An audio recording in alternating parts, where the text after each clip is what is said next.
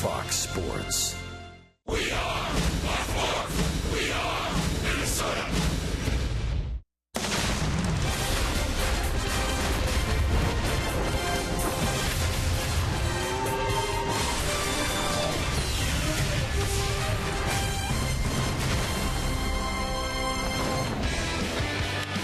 High and deep to center. The ball drilled to the left field corner and deep. He hits him in big situations. Like that one's not coming back. That's deep to left. To the wall. Gone. A home run for Sano. Gone. A home run. That one showed up. And there's another home run for the Twins into the second level. There was plenty to celebrate last night at Target Field, where the Twins tied a season high, launching 4 home runs and beating the Bronx Bombers at their own game. Tonight, those home run heroes hope to continue their attack on Yankee pitching. Now, the Twins team that is parking pitches at a dramatically higher rate, 32 in their last 27 games, 7th most in Major League Baseball in that span. Saturday showdown ahead at Target Field, where a capacity crowd will be on hand to watch the Twins try to earn their first series win over the Yankees in Target Field history.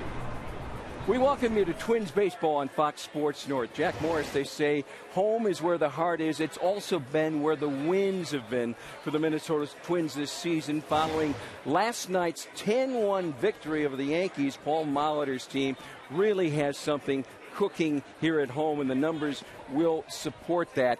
In that span, they have also built, for the first time, a true home field advantage. You know, Tom, what's exciting about it is last night the offense showed up. You saw it with the 4 home runs plus timely hitting by the other group of guys. You saw it with the defense, some really good plays, especially Danny Santana, who struggled at the plate but still made some great plays defensively. And then you saw it with the starting pitcher, Phil Hughes, 7 shutout innings against the Yankees, his former team. And that brought this crowd into the game. And there's nothing that could top last night's game other than a win tonight. To get a series win the first time in 7 years against the Yankees would really ignite this crowd. Then they can go for the sweep and send them out of town, and this place will start truly becoming a home field. I like the way you think. Roy Smalley up next takes a look at Miguel Sano's approach at the plate.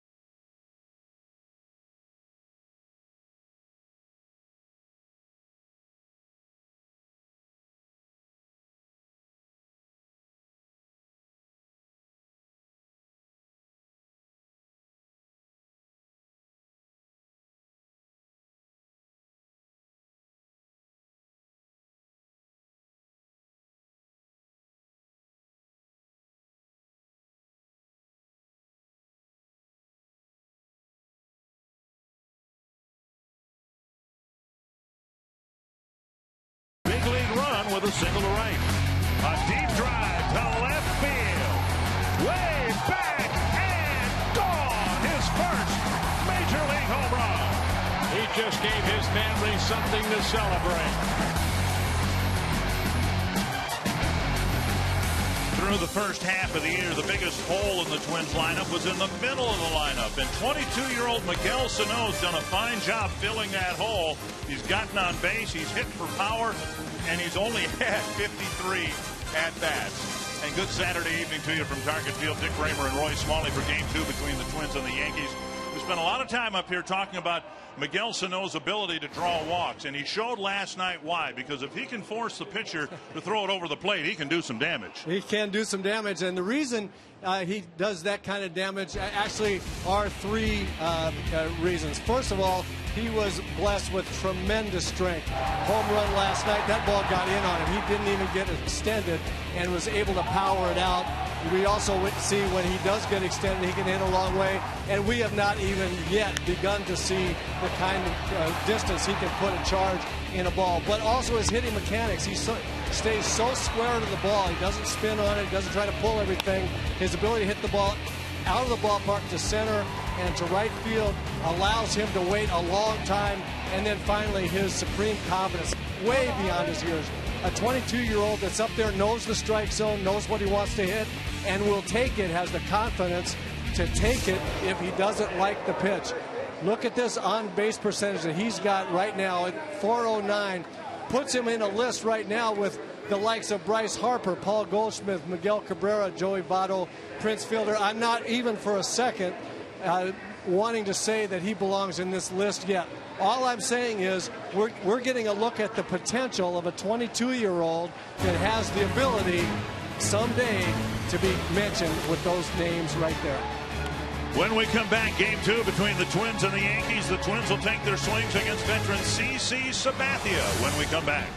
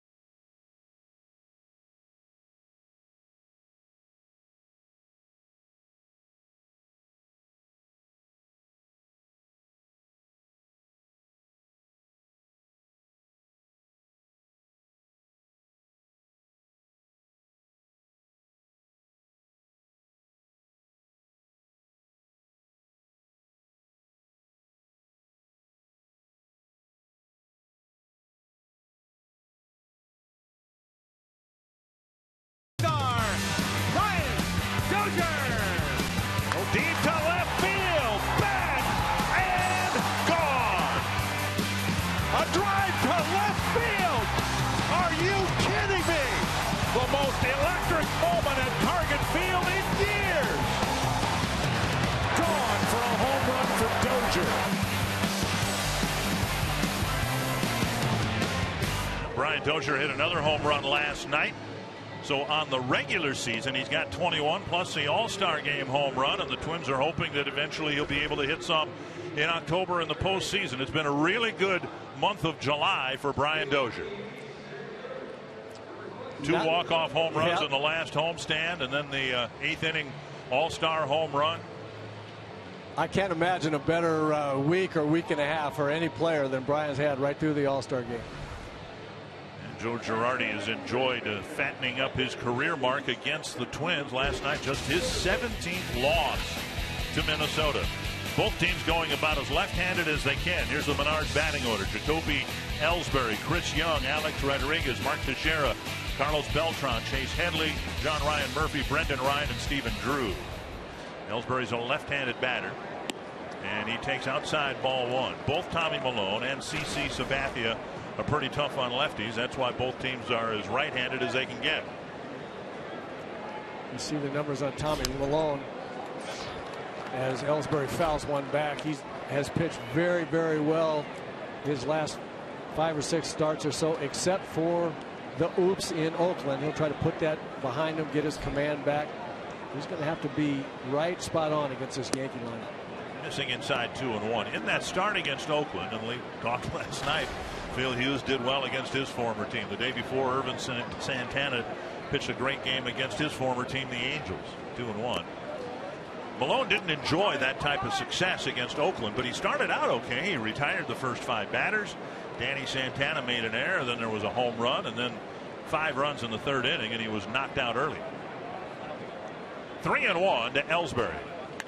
Ball popped up to short right field. Dozier says he's got it, and he's right. 1 down. And that'll bring up Chris Young. Northland Ford defense for the Twins. And with all the right-handed batters, a different look in the field with Shane Robinson in left.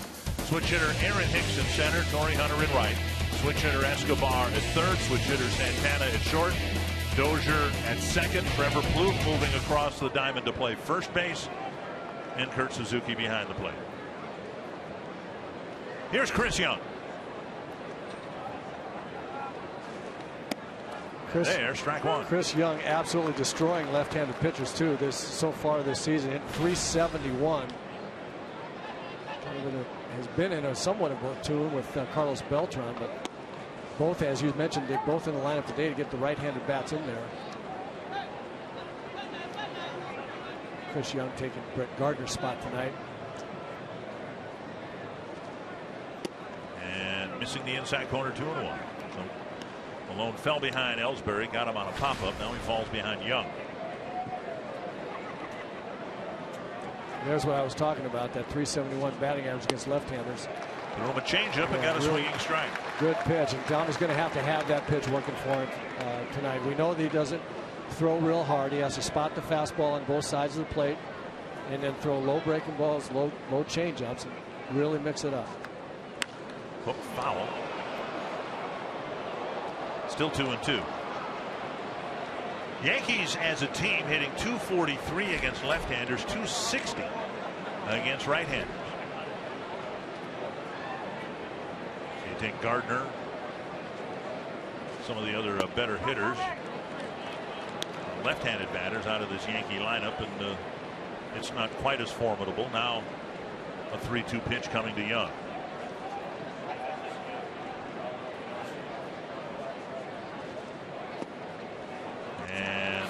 Changeup missing low, and Young's aboard with a 1-out walk. And that'll bring up Alex Rodriguez.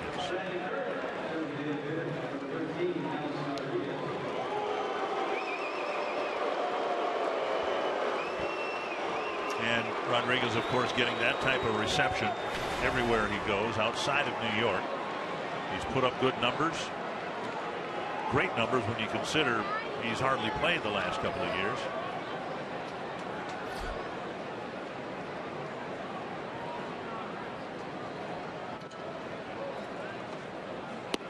And there's a strike that covers the inside corner. In 2013, he only had 156 at bats because of his hip issue, and then of course sat out all of last year via suspension.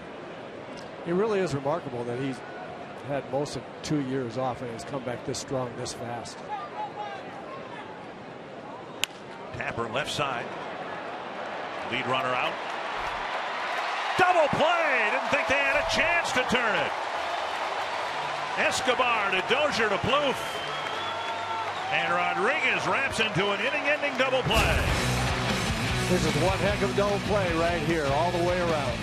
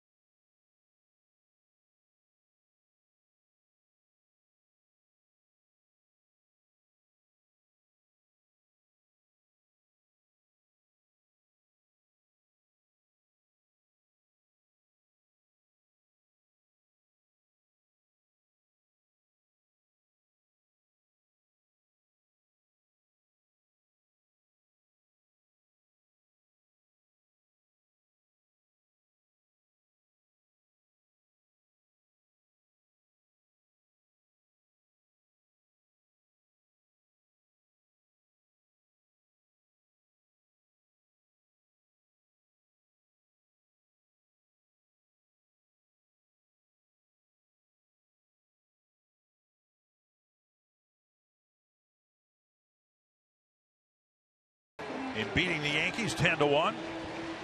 The Menards batting order for the Twins. Brian Dozier leading off. Aaron Hicks batting second. Then Trevor Plouffe, Miguel Sano, Tory Hunter, Eduardo Escobar, Shane Robinson, Kurt Suzuki, Danny Santana. All of them, every last one of them, will hit right-handed against CC Sabathia. And for good reason. His splits against right-handers not nearly as good. He can get left-handers out still pretty regularly. Right-handers have given him trouble. He used to be an overpowering left-hander. Now he's become a big crafty one. Usually you just say a crafty left-hander, but you added the word big. There are a couple adjectives that are needed with CC Sabathia. One strike to Dozier. Hicks and Plouffe will follow. Dozier hit his 21st home run of the year last night. Twins scored early and often last night against Michael Pineda and the Yankee bullpen. Showing bunt and taking outside 1-1. There's a good example already of how CC Sabathia has always tried to pitch, run the fastball in on right-handers and then sinkers away, changeups away, back foot sliders. He just doesn't have quite the fastball he used to get in there. Loop to left, and it'll die in front of left fielder Young. Dozier with a big turn. He'll hold up with a single. But the cutter maybe got in on the handle of the bat, but yeah, it's just not quite as hard as it used to be. And that's, you know, 5-6 years ago, that would have broken Brian's bat, that pitch right there. Northland Fort defense for the Yankees. Chris Young, Jacoby Ellsbury, Carlos Beltran across the outfield, Chase Headley, Brendan Ryan, Stephen Drew, Mark Teixeira across the infield, John Ryan Murphy behind the plate. Aaron Hicks drove in a couple of runs last night, moving up to the number 2 spot. Indication that the Twins feel a lot more confident in his right-handed swing than his left-handed swing, even though Hicks has done a better job this year of balancing success. And he takes a fastball over the inside corner. What was once 94, 95, 96 is now 91, 92. It happens. Yes, it does. The other reason Aaron Hicks in the second spot, no Joe Mauer in the lineup today, so Paul Molitor moved Tory Hunter down to the fifth spot, trying to maintain some real run production in the heart of the order. That means somebody had to hit second, and Aaron Hicks got the call. Murphy with a chat with Sabathia, just one pitch into his second at bat. Shortstop Ryan enjoying the conversation. Dozier can steal a base. He has stolen 9 in 12 tries.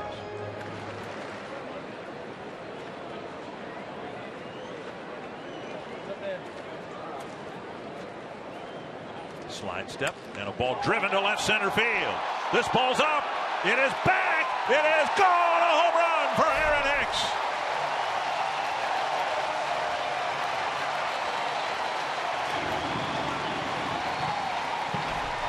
A great hunch by Paul Molitor. Aaron Hicks got Sabathia in Yankee Stadium. Has gotten him before right-handed, and he gets a breaking ball and just hammers it off the back wall of the bullpen. What a good swing by Aaron Hicks, and it gets the Twins off and run again. Here it is, little cutter or something in the middle of the plate.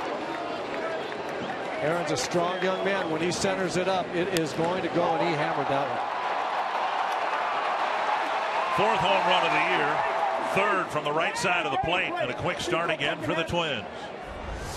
Here's Trevor Plouffe. Over the inside corner, strike 1. Boy, I got to think it's fun as a manager to pull that lever and have it work right away. Aaron Hicks in the 2nd spot. You get a 2-run lead in the 1st inning. Tap foul. Plouffe taking over the 3rd spot in the batting order. Joe Mauer has played, although he's had some starts off. He's played in 95 of the 96 games so far, and he is 7 for 41, a 171 batting average against Sabathia. And a liner picked off ankle high by Brendan Ryan. 1 down. That'll bring up Miguel Sano. 33 home runs in the last 28 games and 5 already in this series. Well, there are a lot of things that we can say about the success the Twins have had so far and the surprise components of that success. The starting pitching, certainly the #1 component of it. Who'd have thought the starters would be as good as they've been, but where has this power come from? Young hitters starting to mature into really, really good power hitters. Outside ball 1 to Sano. And when I say power hitter, I just mean extra base hitters. Their hitting coach has preached hitting doubles for a couple of years, and now that they're so proficient at their approaches now, the ball, when it's centered up, starts to go over the fence. Half swing and a strike, 1-1. A side note to the shuffle in the Twins lineup here tonight. Plouffe is playing first base, and Sano is not playing third base. It is Eduardo Escobar, and I asked Sano during batting practice today about the status of his right ankle.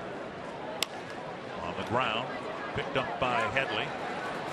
2 down, and Sano getting down the line. He said his right ankle still giving him some trouble, and that's one of the reasons why he remains the designated hitter. And that'll bring up Tory Hunter.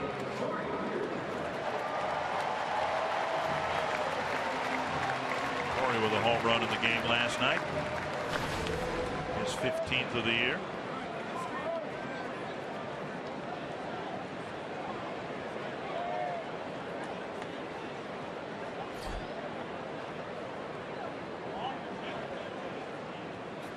Half swing, did he go? Strike 1, says first base umpire Tom Woodring. Sabathia didn't pitch against the Twins last year. He made only 8 starts. He had his right knee issue.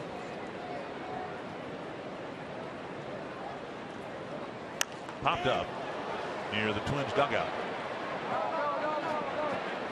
And out of play.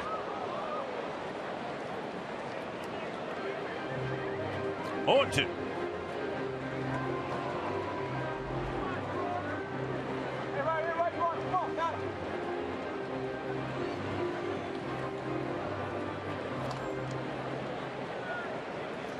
Tory with 76 at-bats against C.C. Sabathia. 21 hits and 3 home runs.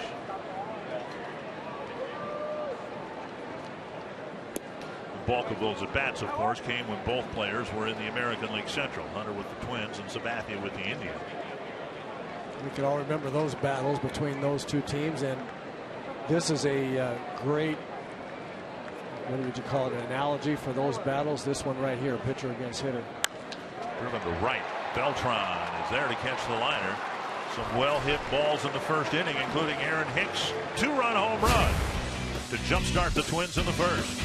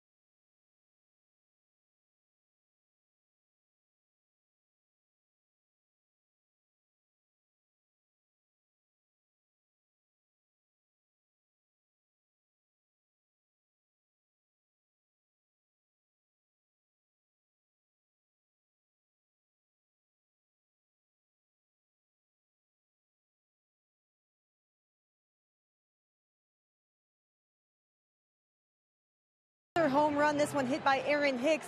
We continue to see the Twins scoring runs off the home run ball, and I talked to hitting coach Tom Brunansky about that. He said it's not the game plan to go up there and hit home runs, but it's the result of the game plan. And interestingly enough, if you look at some numbers over the first course of the season and the last month, you'll see that nearly half of the Twins offense is coming off the home run ball. Roy, you mentioned it. You'll hear Bruno say to hitters throughout the game, double, double, double. He'll chant that when hitters are in the box. That's what he wants them to go up there thinking about. And the fact that they've kept up that approach and trusted that approach means that they are just sticking to it. They're driving the ball harder. They're taking advantage of mistakes, and it's leading to a lot more balls leaving the park. Well, Jamie, that's just every point you made there is just absolutely spot on. And we'll talk more about it as the Twins continue to hit, but Bruno's exhortation about hitting doubles gets them off the big swing thought as Teixeira pops it out to left field. Shane Robinson with the easy play, but Bruno preaching the doubles gets guys into their hitting mechanics and into position to hit better, so that when home run pitches show up, they happen automatically rather than trying to make it happen. They're in better positions to hit. They have better plate coverage. They have a better plan, and then it's going to happen. Home run pitches show up, and the way you hit a lot of home runs is not missing them when you get them. And that's, I think, everything that Jamie said there is absolutely spot on with what Bruno's been doing. Well, Malone's retired 4-man thanks to the double play in 4 at bats, but he's fallen behind just about everybody. 1-0 now to Beltran. Tapper left side, backhanded by Dozier. Sets, fires, save at first. And Paul Molitor to the top step of the dugout. Looks like Plouffe gave the play a good stretch at first base. It's one of the first things I look at. Somebody's not used to playing over there, and the really good first baseman do a nice job of reaching out for the throw. This is not a throw that Brian Dozier is used to making anymore. That's straight over the top as we see a very, very close play. Brian have to set himself. He has that sidearm and underhand flip from second base. Boy, I think he's out. I think he's out too. I think the Twins are going to challenge that, and I think they're going to get the call reversed. But as we've established over the last year and a half, I'm right 50% of the time. I was talking with the video coordinator Sean Harlan today during batting practice. Had a really nice conversation with him. I asked him how it's going, and he said, I really like it. I think it's going really well, but I've been really surprised at some of the plays that have been overturned and some of the plays that have not been. You played a little bit at first base. They're showing the replay here, and Booth did a nice job. That's not a conventional position for him. He's played a little bit over there, but you do want your first baseman to get out there and get that throw, and it's really important now in this age of replay. It's not the butterfly splits or anything like that Ken Herbeck used to do when he was young, but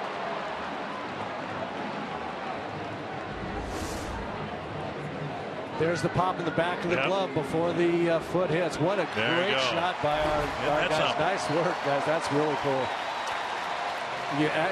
The rule is in the back of the glove, and we saw it.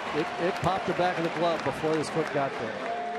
Helps to have a glove broken in over there, I guess, if you're going to use it. And saw the leather and the webbing puffed back. 2 down, and now Chase Headley.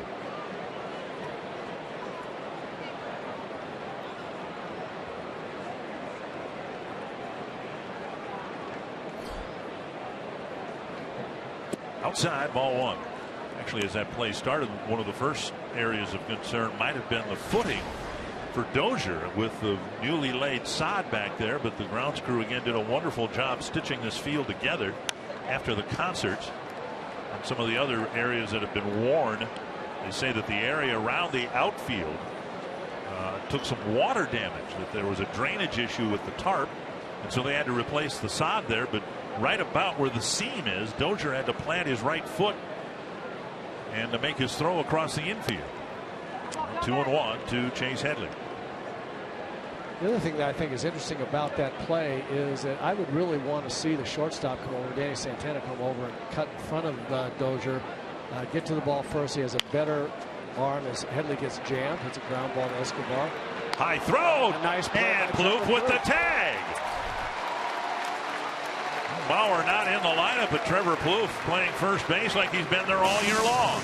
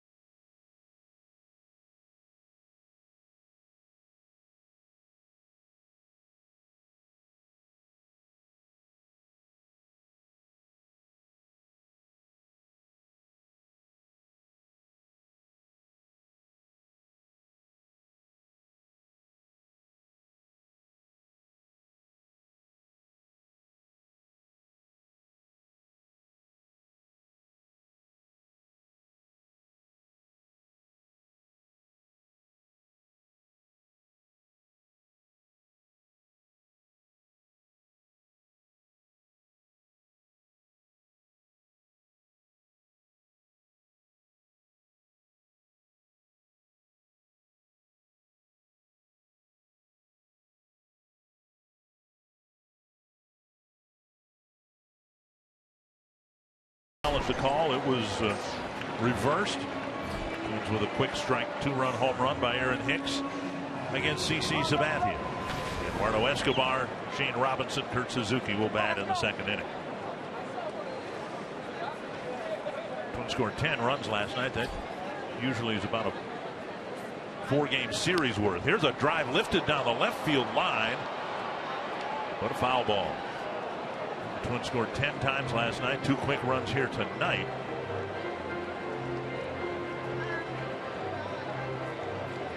If you looked at the league standings, there's last night's starter Michael Pineda. He got roughed up.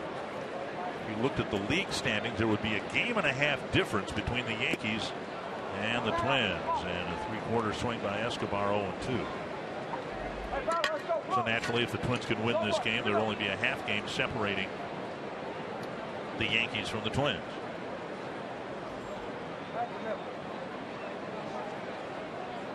Chopper, left side. Ryan has it. One down. Baseball history today.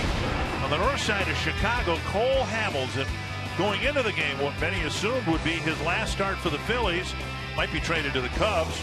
With some dramatic fashion, Herrera, the center fielder, caught the final out of a Cole Hamels no-hitter. First time the Cubs have been no-hit since Koufax did it in 1965. And I have a story about that. I was in L.A., as you referenced last night. I'm born and raised in L.A., was a Dodger fan. I would go to sleep listening to Dodger games. And I was listening to that game. I remember it vividly. My heart was in my throat. I wanted to hear about that no-hitter, hear him get the no-hitter so badly. And I remember he struck out Harvey Keene. Oh, wow. For the last out. I remember it as if it were yesterday. Well, if it was as you were going to bed, it must have been a game in Los Angeles, right? It was a game in Los Angeles, and it was still, I wasn't supposed to stay up that late, but I would put the sleep thing. My parents got me a radio with a sleeper deal on, and I'd set it for 30 minutes or 40 minutes and let it expire. By the time it expired, I was usually asleep. Not that time. I kept moving it up.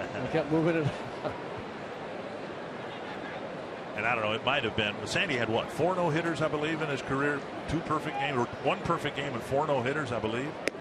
There's a strike call, 3-1.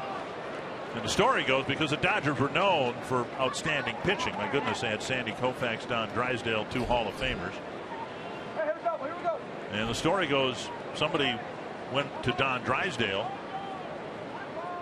after one of Koufax's no-hitters, strike 2, and said that Don Drysdale was not with the team, must have been hurt or something like that, and said, hey, did you hear Sandy Koufax threw a no-hitter? And Drysdale's response is, did we win? You're right. That was an issue back then for the Dodgers. 3-2 to Shane Robinson. 4 straight sent down by Sabathia. And toward the hole and through.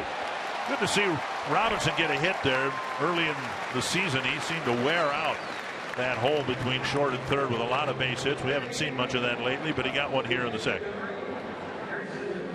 Okay, the last Sandy Koufax reference, at least for tonight, was the great line that somebody had that Sandy Koufax wasn't any good. As we look at Shane Robinson's swing, nice quick swing that poked it through the hole there on a high fastball. But someone said Sandy Koufax is not that good. He's just really lucky. Every time he pitches, the other team's in a slump.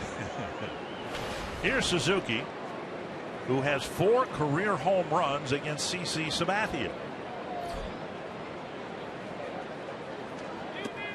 And Suzuki, maybe more importantly, last night had 2 sharp RBI singles up the middle. He's hit more home runs against Sabathia than everybody else, or anybody else. Some pretty good names on there for home runs he's got. Pitchers he's got, including a knuckleballer.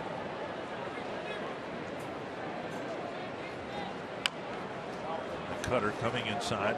Foul ball, 1-1.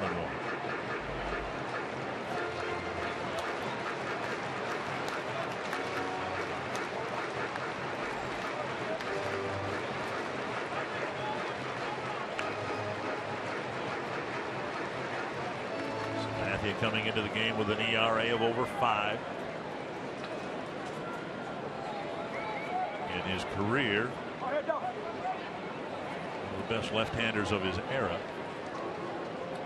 Robinson took 2 steps towards second and then was able to reverse field and get back to the bag. He was trying to time Sabathia, who that time just simply held the ball. He was going to go on the first move, and then he saw it and just got a little anxious.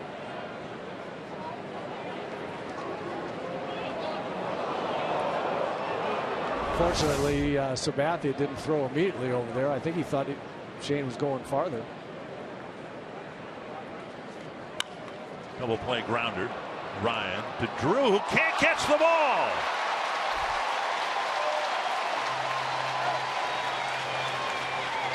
A tailor-made double play grounder, and the Yankees don't get any outs. That play started a little bit messed up when Ryan didn't quite get the ball out of his glove cleanly, I think. Just, yeah, he stumbled a little bit. Now the second baseman's thinking, that runner's bearing down on me, I got to hurry. Takes his eye off the ball just a little bit, and everybody's safe. The timing on those plays, you get used to things going smoothly, and Drew, who is normally a shortstop, has moved over to second base. Hasn't played as many games there as he played as shortstop, but that you could tell that his timing was just a little messed up when Ryan didn't field it cleanly, and I think he just got in a hurry there. Even at this level, you take your eye off the ball sometimes, and you rarely catch it. First and second, one down. Santana at the plate.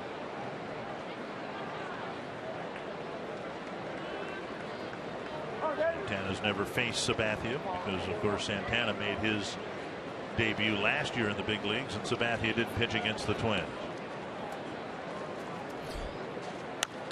The right field corner, but foul.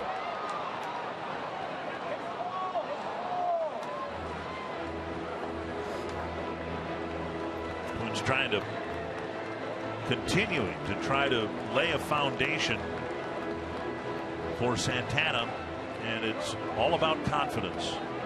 And last night the Twins felt that defensively he played one of his better games. Didn't do much offensively, didn't do anything offensively, but he had a good game in the field. And now 1-1. I'm sure Paul Molitor had some words for some real positive encouragement for Danny. Paul's been really good. He's really kind of taken Danny as a project of his to try to keep his spirits up, keep his confidence up. Double hit foul. 1-2. Billy Martin said to me, my first big league manager was Billy Martin with the Texas Rangers, and he sent me down after spring training in my second year. I went to Double-A my first year, and I went to the big league camp the next year. And when he sent me down to Triple-A, he said, I think you'll be back up here, but here's what I need you to do. He said, whatever you do, if you're not hitting, then field. If you're not fielding, then hit. But keep your confidence up and do something to help the club every day. Strike three. Santana called out on strikes, 2 down. That'll bring up Dozier.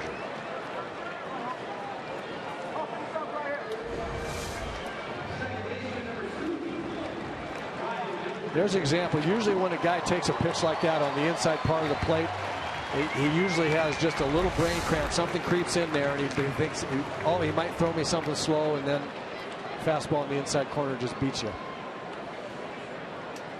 So now Dozier will try to capitalize on the Yankee error. Twins getting an extra out, getting Dozier to the plate with 2 men aboard.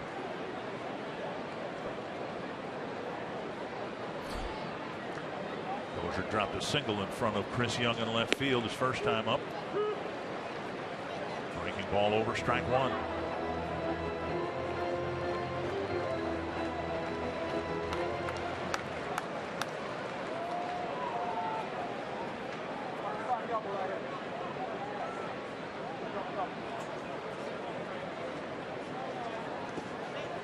Blocked by Murphy, 1-1.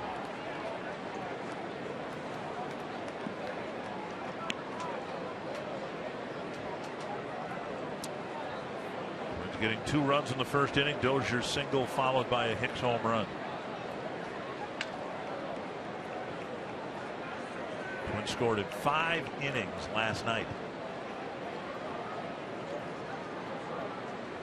And they scored in the first and at least have a threat going here in the second. 2-1.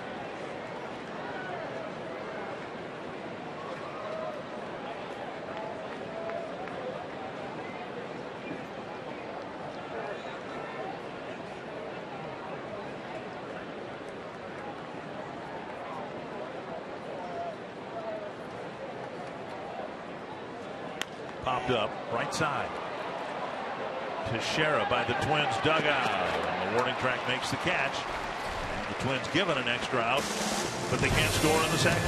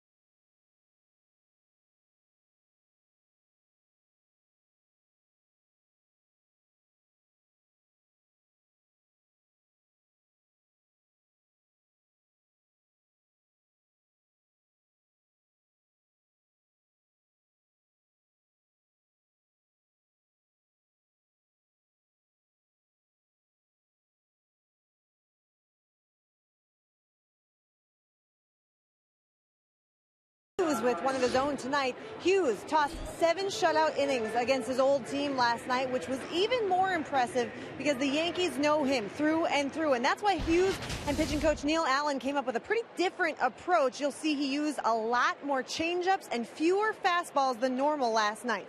It took a couple innings. The Yankees were hitting him pretty hard through 2, and that's when Neil Allen went up to Phil and said, if you keep throwing that stuff, you're going to be sitting next to me soon. So mix it up, stick to the plan. And after that, we saw that changeup. It was very effective, guys. Well, thank you, Jamie. Yeah, I would think if sort of short quickly here in the 3rd inning, Santana and Plouffe again puts the tag on. He's had 2 bad throws from the left side of the infield. Now Joe Girardi is going to ponder whether to take another look at that, but Escobar first in the 2nd inning, and now Santana with errant throws to first.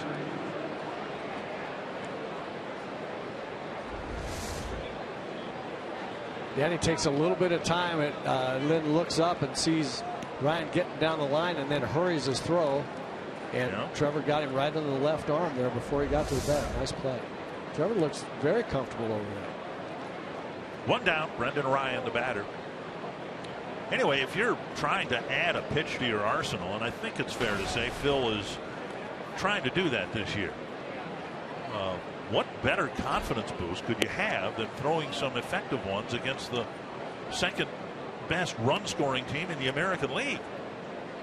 And he had some nasty changeups to some left-handed batters last night. He threw some great changeups, and don't think that the rest of the Yankee lineup, other than the hitters that got the changeups, don't think they weren't watching that. It made his fastball much more effective all of a sudden. So far, Malone tonight's fallen behind just about everybody. He's thrown more balls than strikes, but the Yankees don't have a hit yet. There's a strike, 2-1. Malone walked Young in the 1st inning, but then Rodriguez quickly hit into a double play. Oh, that's...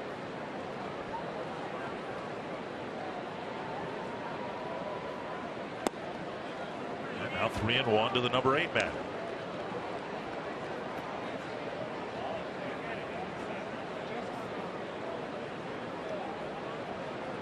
Don't want to walk anybody. You really don't want to walk an 8th place hitter with a 2-run lead. Popped up. Hicks coming in. And he makes the catch, 2 down. Good as to Stephen Drew. But first, it's now time for you to tweet your strongest fan photo. Use hashtag NorthDataStrongFan. And you just might see yourself in an upcoming broadcast brought to you by T-Mobile. With Jamie Hirsch, Roy Smalley, Dick Bramer, hot muggy night in Minneapolis. No complaints. Beautiful summertime weather and a sellout crowd. And the team playing good baseball. Here's Stephen Drew.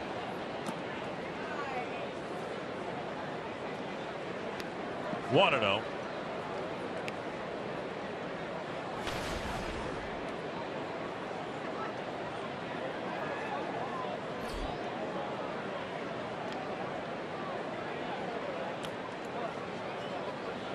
Again falling behind, 2-0.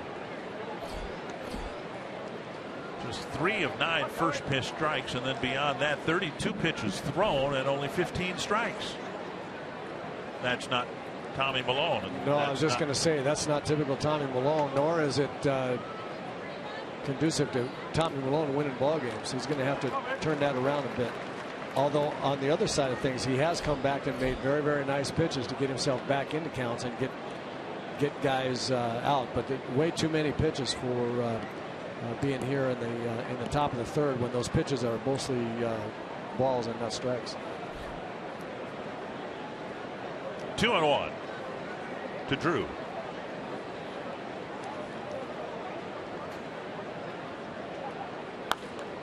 Punch behind 3rd, chased by Escobar, and he comes up a step short.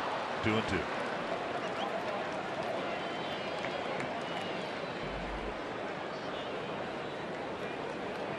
I wish he'd have fun playing. And what's nice about him, and the reason he was so popular in Chicago and is popular here, when he's not playing, he's still smiling. He's the same. He's the same guy. Great teammate. Yep. The bring him over to a pull shift on the right side of the infield with a count 2-2. And he has accepted his role on the team as being the primary butt of jokes, especially from the likes of Kurt Suzuki and others, and he rolls with it. Nice curveball right there. A nearly perfect first trip through the batting order for Tommy Malone. Aaron Hicks started the scoring with a 2-run home run, and he will lead off the bottom of the third.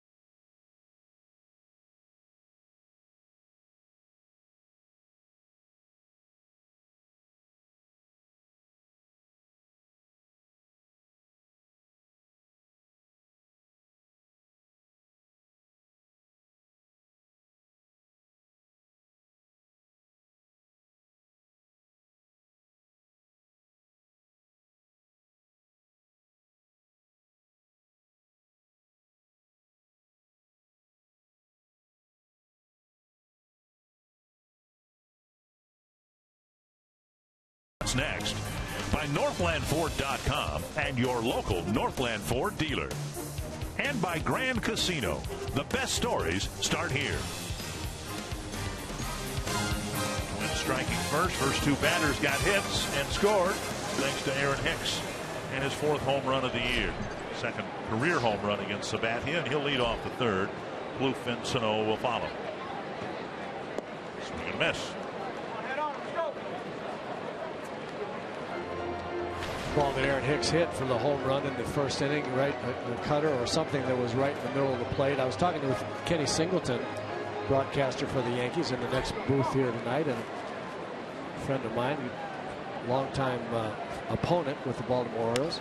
That's to center, and Hicks has his 2nd hit that lands safely in front of Ellsbury, and the leadoff single goes to Hicks here in the 3rd.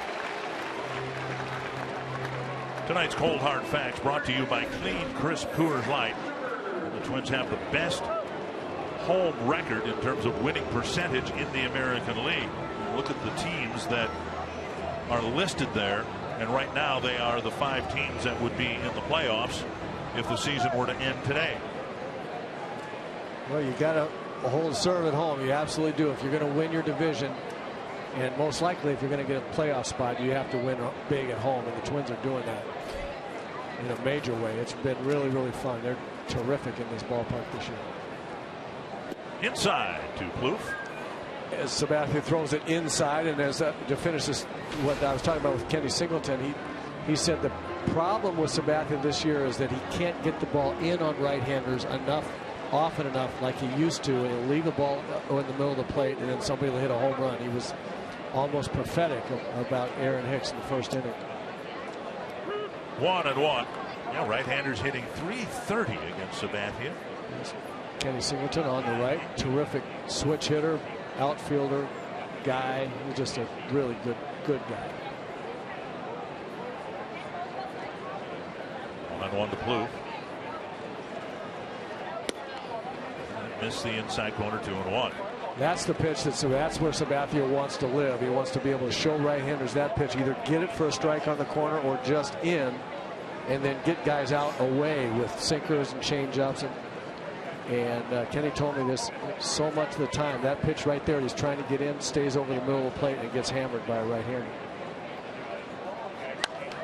You know, when I talked with Ken Singleton about Sabathia and his season, and he gave me his scouting report, I had to pause because for a moment I thought he was talking about Tommy Milone.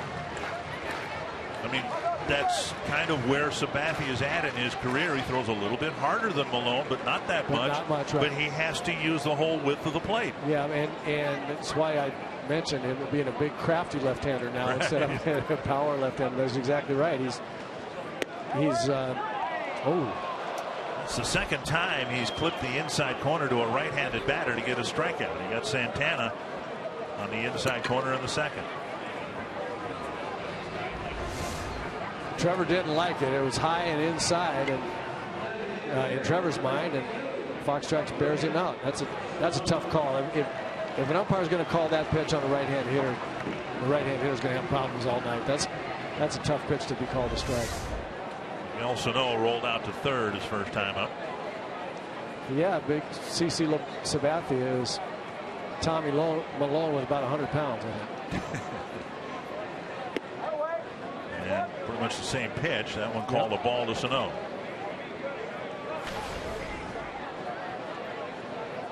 As Sano today, he hit a home run in his first at bat, hit it to center field. Cleared the fence by plenty.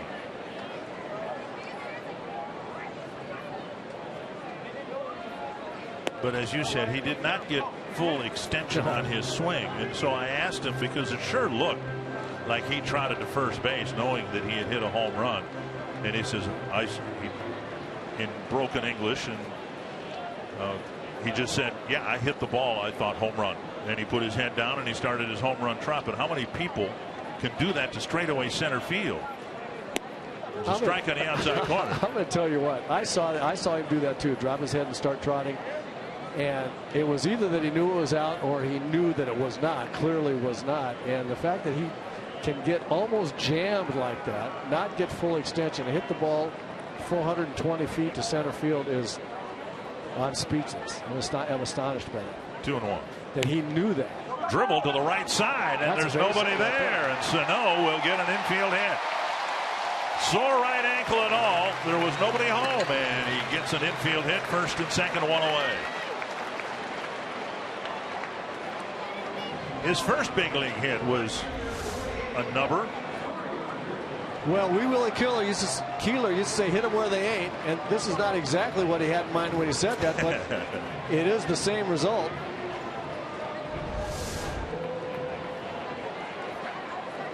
And now Hunter at the plate with 2 men aboard. And Tom Bernanke's got to be loving this. Twins went through a road trip where they scored in 6 innings. They didn't have any scoring threats in the other innings on a regular basis. But now again here tonight. Scoring in the first, a threat in the second, a threat in the third. Didn't get anything out of it in the second inning. We'll see what can happen here in the third. Inside, ball 1.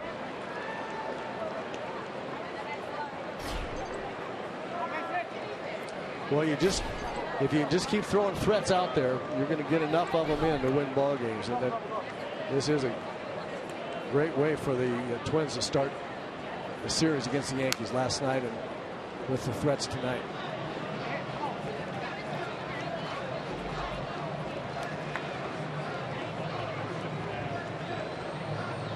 One and one. Shouldn't be any surprises at this point. As we mentioned before, Hunter's had 77 at bats now against Sabathia. Hit the ball hard his first time up, lining out to the right fielder Beltran.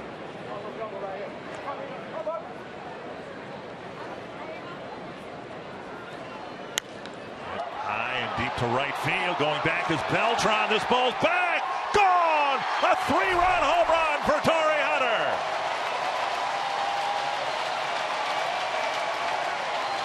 The 6th home run for the Twins in 11 innings against the Yankees.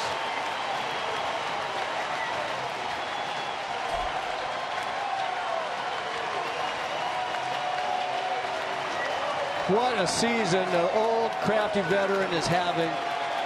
We knew Tory Hunter was going to bring a lot to the team in the clubhouse. We knew that he was going to be a solid right fielder and hitter did we think it was going to be this solid? He is having as good a year as he's had in many, many years, playing like a young 30-year-old. 5-0 Twins, and here's Eduardo Escobar. Down low, ball one. I want to go back to what Jamie Hurst said about talking with Tom Brunansky and about the home runs and the doubles and the home runs coming as a result of they're focusing on doubles and on the plan. You can walk up there with the plan. The plan against CC Sabathia is to take those pitches inside, believe that he can't continue to throw inside enough, sort of like their plan against Liriano. Look for the ball out over the plate and be ready to hit the ball back through the middle in the opposite field when you get that stuff out over the plate. This one driven to the right field line and foul. Just like that, he hit it foul, but that ball out over the plate. And as we look at the Twins, by age 40, He's got a ways to go, but I tell you what, given his numbers this year, wouldn't you be stunned if he doesn't come back next year? Oh, I would be stunned. I'd always be sure that he would come back next year. But just to finish the point, Tom Brunansky's got the guys thinking doubles and thinking about having a plan and putting the big end of the bat on the ball.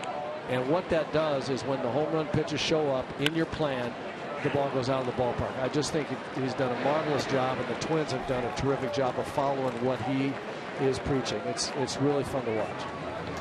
Heard Tom Brunansky talk about oppo boppo, which is baseball slang for an opposite field home run, and that's what Hunter just gave the Twins with 2 men aboard.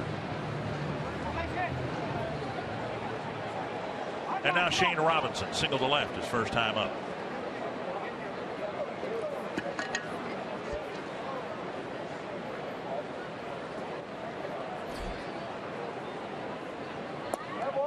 Taking low, ball one. Yankees did not get a good start from Pineda last night. This has been a rough one for Sabathia. 2 home runs allowed, 5 runs up on the board.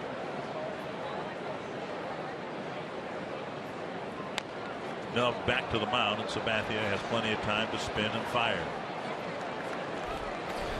A pair of hits and a 3-run home run by Tory Hunter that followed the 2 hits, and it's 5-0 Twins.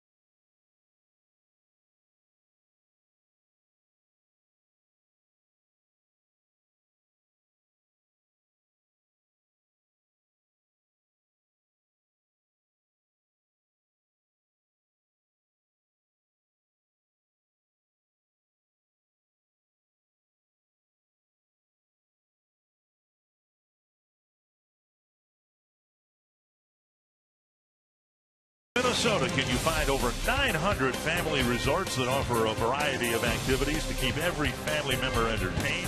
Get out and enjoy fishing, boating, swimming, hiking, biking, and more. Visit exploreminnesota.com. Discover a world that's only in Minnesota. Tag your Minnesota experiences with #OnlyInMN. A lot of resorts offer year-round accommodations, activities to enjoy, making this a great destination for your next family vacation. 5-0 now the lead for Tommy Milone, and he delivers the first pitch strike. Now, you've made Minnesota your home for how long now? I mean, well, since 1978, when I got married, except for the 3 years when they forced me to go to New York before I came back. Yeah, so a long time. Been in Minnesota longer than I grew up in Los Angeles. So I'm a Minnesota. But you strike me as being a summertime Minnesota. Right? Yeah, you're not on I'm all about summertime. Right. You're not a snowmobiler or an ice fisherman or a cross-country skier. Correct. Okay. I'm a griper. 0-2. Some native Minnesotans, I can tell you, are whiners and gripers too. Ellsbury leading off the Yankee fourth. 2 strikes from Malone. And strike 3. Well, there was a great look that we had on from behind the plate. The hitter's view of that curveball. That was really good to watch a curveball come up to the left-hander. Here's a look. You watch the ball come at you. The ball starts at his ribs and breaks over the plate. Left-hander's got to hang in. Oh, can't hit. 1 down in the fourth, and now Chris Young. Swing and a miss. A guy who doesn't touch 90 miles per hour alone can sure elicit a lot of swings and misses, or at least he has here tonight with a lot of off-speed pitches.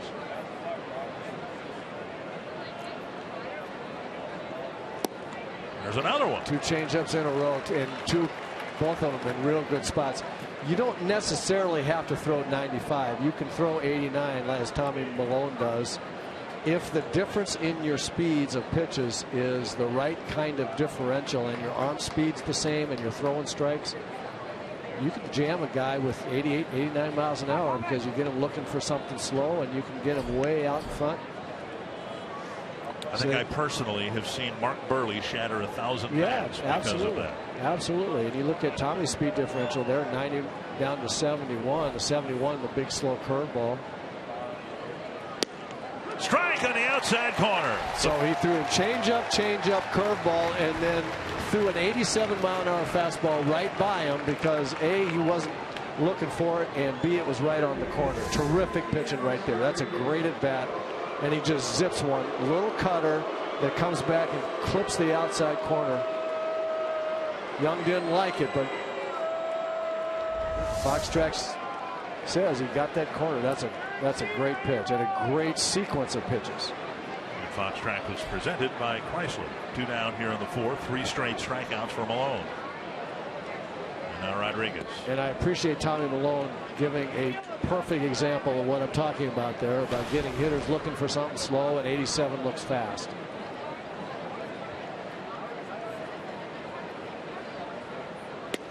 Nothing seems to be the score of the day. Cole Hamels no-hit the Cubs. Final score 5-0. Mets leading the Dodgers 5-0. White Sox leading the Indians 5-0. Baltimore leading Tampa Bay 5-0. Let's hope the Twins aren't done yet. I think Rodriguez just changed the score. Yeah, the score's different now. Into the third deck, it's 5-1. Number 21 for Alex Rodriguez, a no-doubter. It's a good thing they don't tack on extra runs for distance. That ball was crushed. Tim Singleton asked me today, he said, has anybody hit one in the third deck here? And I said, yeah, there's a handful of guys that have. And Singleton and the rest of us here got a good view of one off the bat of Alex Rodriguez.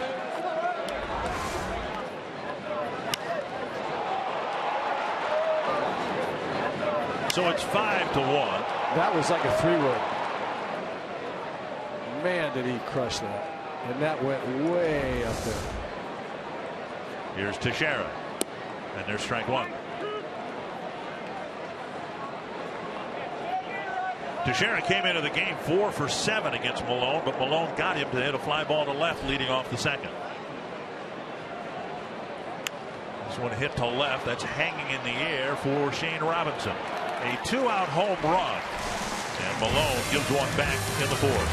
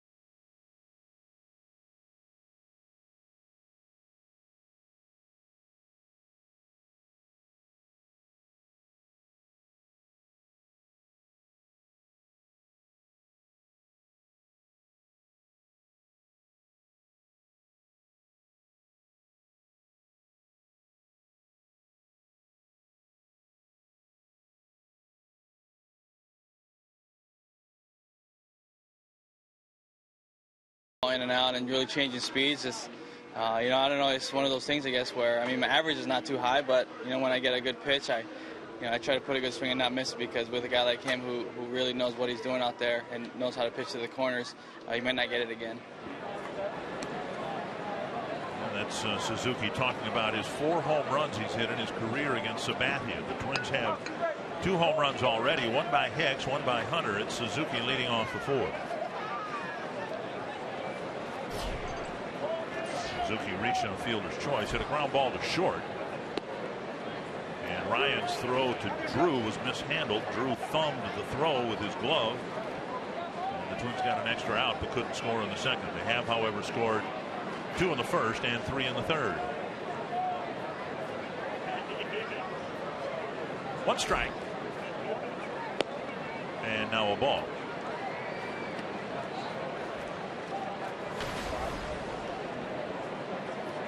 Suzuki, Santana, and Dozier in the Twins' 4th.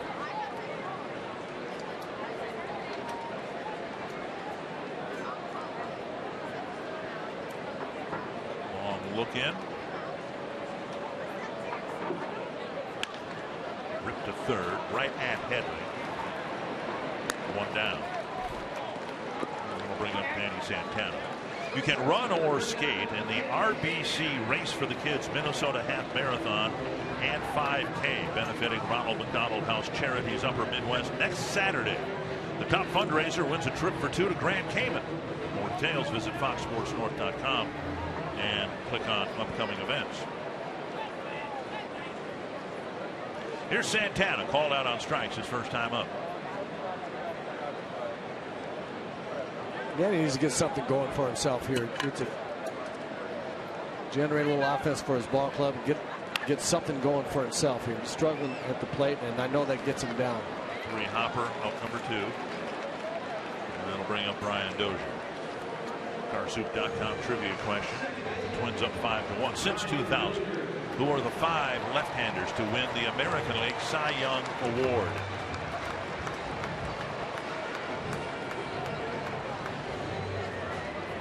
Now, we got all 3 parts of the answer correct last night, which means we got a couple carryovers, but I think Sabathia is one. Cliff Lee, I believe, is one.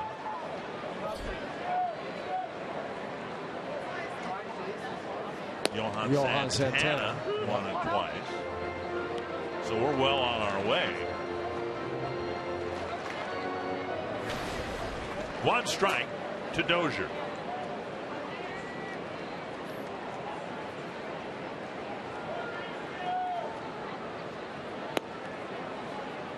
And now a ball. Dozier dropped a single in front of Young in the first, scored on Hicks' home run, and then he fouled out with 2 men aboard for the final out of the second inning. Inside, 2-1. Sabathia's had some knee problems. It's his right knee that's been the most troublesome.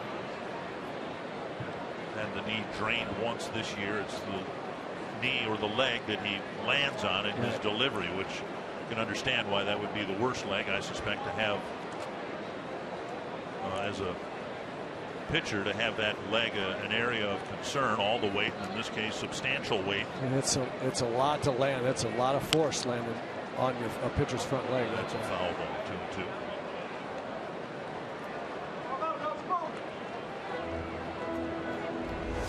So we look at Santana to Sabathia's delivery. He's a big man. He gets the leg way up and then drives off the back and lands hard on the front leg and stiffens up there, much like a golfer, as he's generating power through his feet upwards. And you know, that front knee giving him trouble, that would take a lot of torque right there. That would be painful if that knee wasn't just exactly right.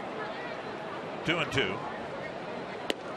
And he tried to get that inside corner again. He got it against Santana in the second. He hit it in the third inning against Plouffe, and he just missed getting it there. This is where he wants to pitch, right in there. Almost the same pitch that was called a strike on Trevor. The only difference was Trevor's was even higher out of the strike zone. Full count. Dozier takes a walk. And Hicks will hit with a man aboard, 2 out. First walk taken by the Twins. Hicks already has 2 hits, a home run and a single. Aaron Hicks must see Sabathia really, really well. He must see the ball out of his hand or something, because he has always looked comfortable in his at-bats against CC. Hit a long home run. You remember that home run in Yankee Stadium? Yes. He just bombed it.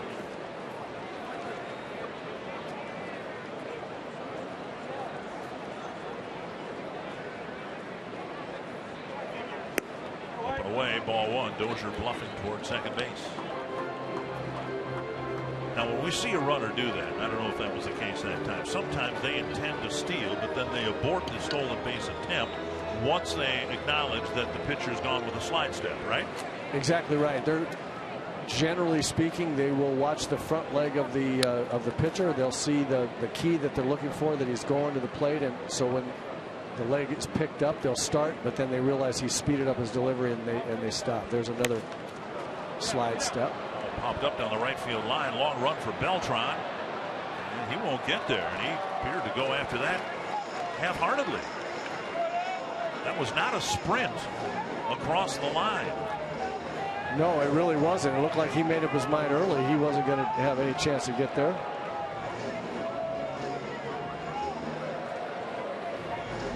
Counts 1-1 to Hicks.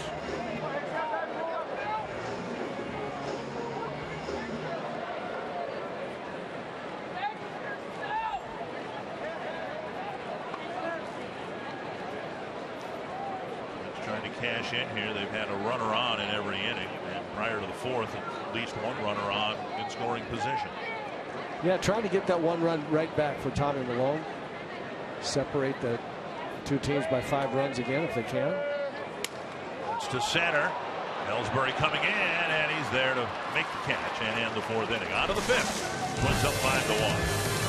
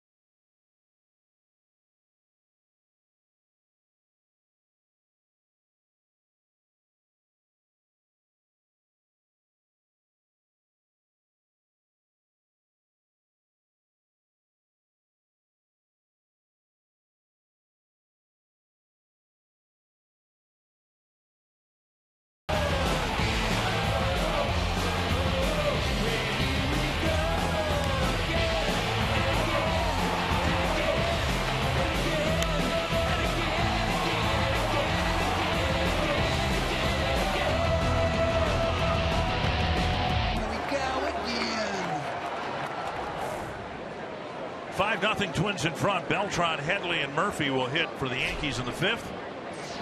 Beltran with a bouncer to Dozier's first time up. The Twins were shifting. Beltran in the 2nd inning, and Dozier from conventional shortstop position made a throw across the diamond to throw him out. And of course they're shifting him again here leading off the 5th.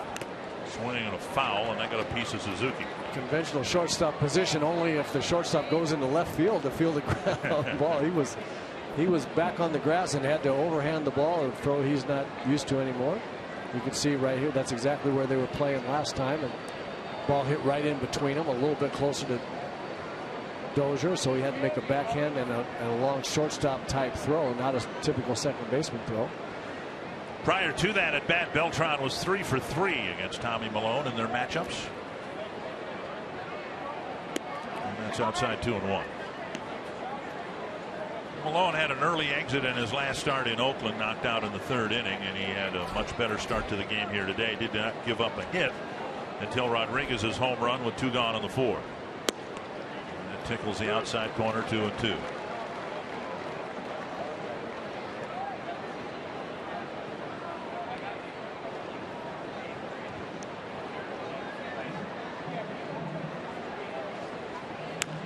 A long way, but foul.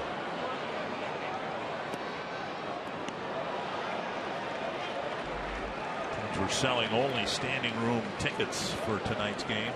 Similar situation tomorrow. The Yankees have always been a good draw, but particularly when the Twins are playing good baseball, and they are definitely doing that.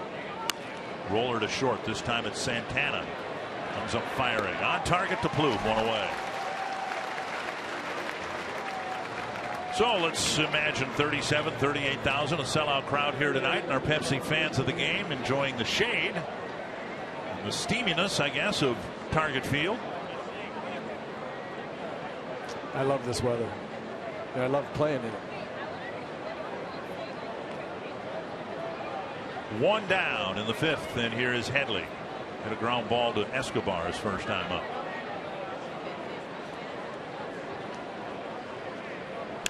It's a fly ball to left. Playable for Robinson. 2 down. Twins and the Mariners square off at Target Field July 30th through August 2nd. Look at the lineup of special events coming up Friday night. It's Friday night fireworks, music presented by Cool 108, and a special happy hour at Barrio from 4:30 to 5:30. Then Saturday, a DQ Sensational Saturday and Sunday. It's a Super America Knothole Kids Day. Call 800-33-TWINS. Visit twinsbaseball.com and get your tickets today. There's the new Barrio entertainment area. Is that a good way to reference that? I like that. 2 down in the 5th. Here's John Ryan Murphy, and he swings at the first pitch and taps it foul. I think that entertainment is often the byproduct of tequila.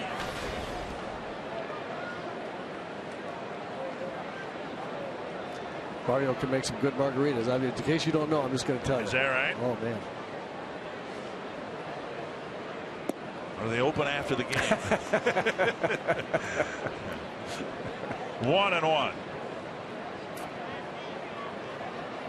Well, that's one thing that we love this ballpark, but in the 5+ years of its existence, they've changed things. I mean, it's been an ongoing project here, and a lot of times a ballpark will sit stagnant, for lack of a better word, for 15 years, and then they'll upgrade some things. But it almost seems like every year they're doing something different here to keep things fresh. You've had new scoreboards, new area down the right field line, the Great Clips seats out there. Menu items are changing every year. They've just every year there's something more first class done about this ballpark. They started out with a first class ballpark. They did everything that they could possibly think of to make it first rate. Then when they thought that maybe they'd forgotten a little something here or there, they went and did that too. And then every year, to your point, they look for things where the ballpark experience for the fans can be better and better. They've succeeded in that every year, in my opinion. Just really fun place it's a destination. Plouffe to his left makes a nice play. Malone makes a better play. Acrobatically, Plouffe to Malone to end the 5th inning as the Yankees go down 1-2-3. Well, third baseman knows how to dive to his left. A really nice play. Doesn't know how to flip the ball as a second baseman, but he gets it to Malone, who makes a nice play.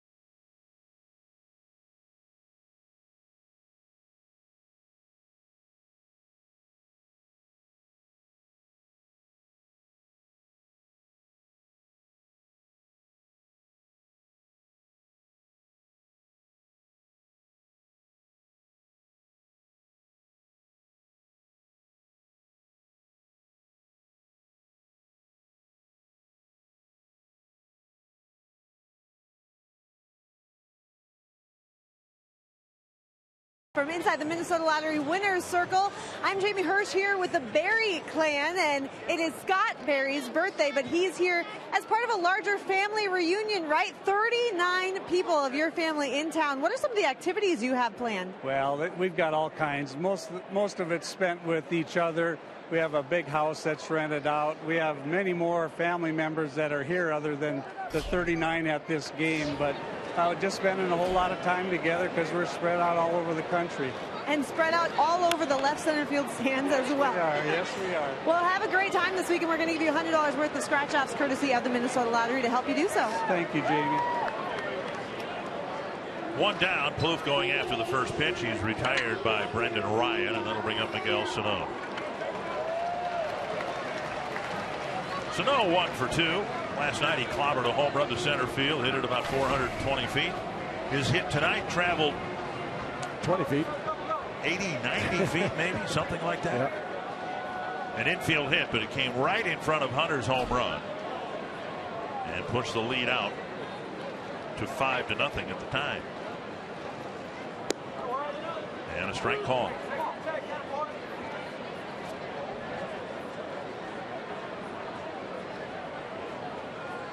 That the Twins have taken Mauer out of the lineup tonight, moved Plouffe over to first base, and not put Sano in at third base suggests at least that he's not quite ready to play the field, and that might become a factor in the coming days when the Plouffes are expecting a baby and Trevor expected to miss at least one game.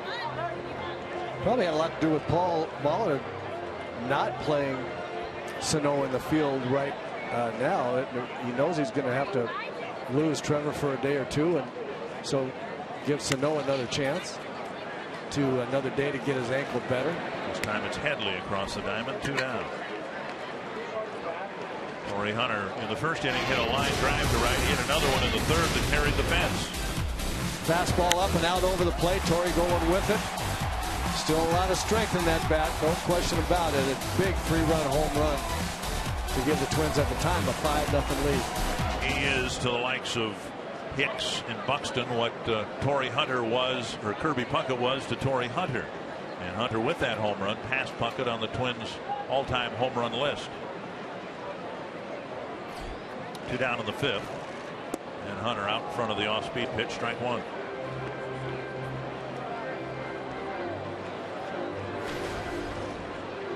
Tory says he's been typically a better second half player.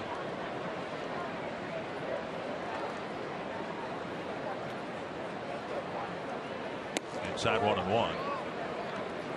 Well, if that remains true to form, he's going to have one heck of a year this year, because he had a fine first half.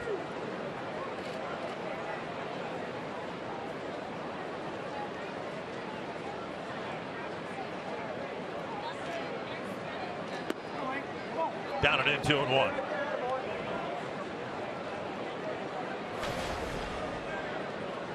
See, he's always had better numbers in the second half, at least in terms of batting average. 2-1.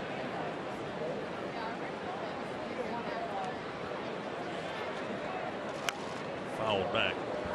Last year with the Tigers, he finished at 286, 17 home runs, 83 runs batted in. He's already got 16 home runs.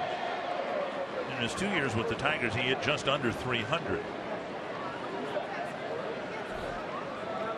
So the batting average has been down, but maybe that will improve as the second half moves along. 3-2 with Escobar on deck. Baltimore beat Tampa Bay 5-1. So the Rays back below the 500 mark. Toronto beat Seattle 8-6. They're above the 500 mark. Somebody in that division trying to put together a run to catch the Yankees. And another off-speed pitch. Hunter out in front, a strikeout, a 1-2-3-5 for Sabathia.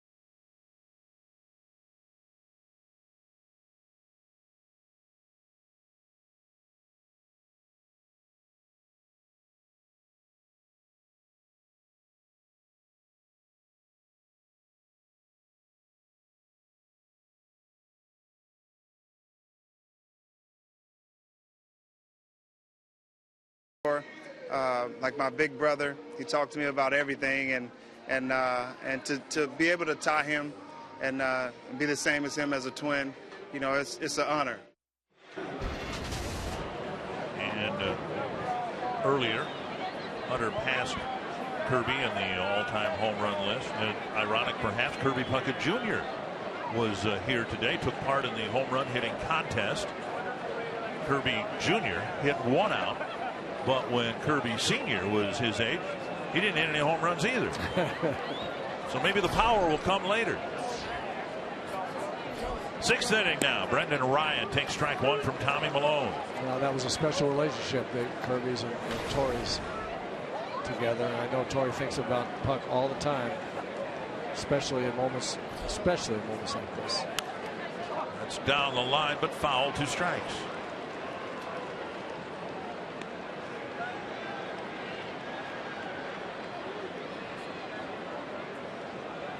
Ryan, Drew, and Ellsbury, 8, 9, and 1 batters for New York. Pitch count outstanding for Malone. Just 62 pitches thrown, and he's gotten 15 outs. Well, he had half of those before he had gotten out of the third inning, so he has really cleaned that part up.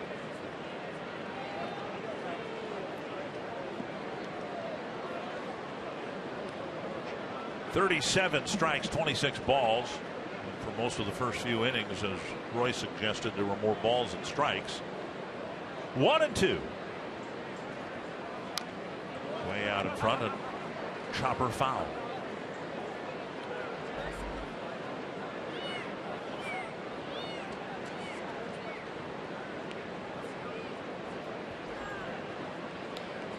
Astros and Royals are scoreless in the 6th inning.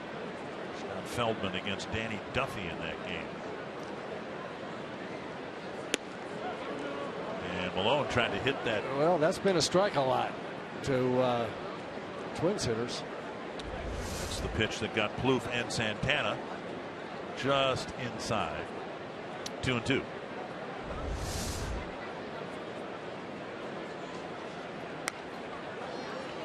Kind of talked about it in his brief start against the A's, but Malone strikes me as somebody who knows what his game is, and then also knows that games like his last start are going to happen, and it shouldn't.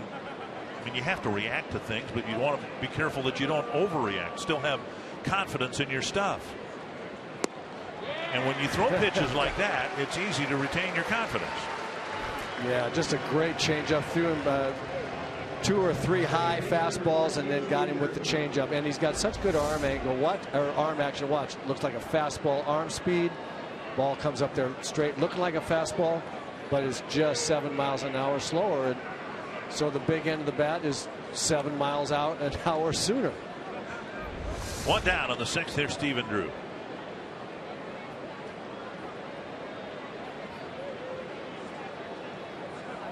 Breaking ball down and away.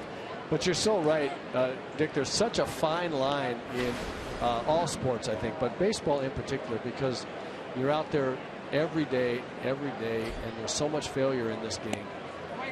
And you have to be able to, at the same time, learn from bad things and then forget them. And there's a very, very fine line, or a very finesse way to that you have to figure that out. How do I learn from this bad performance and then not let it affect my future performance, or have it affected in a positive way rather than in a psychologically damaging way? And that's the grind of Major League Baseball. Tapper right side. Malone scampering to the bag. Nice feed by Plouffe. 2 down. And that'll bring us to Jacoby Ellsbury. Join us August 2nd for a Super American Knothole Kids Day. The Twins taking on the Mariners, and the first 20,000 fans get a Twins cap presented by DQ. You can go to twinsbaseball.com/tickets and get your tickets today. Remember years ago, talking with Paul Molitor, he was in another capacity, worked a lot with the prospects in the minor leagues.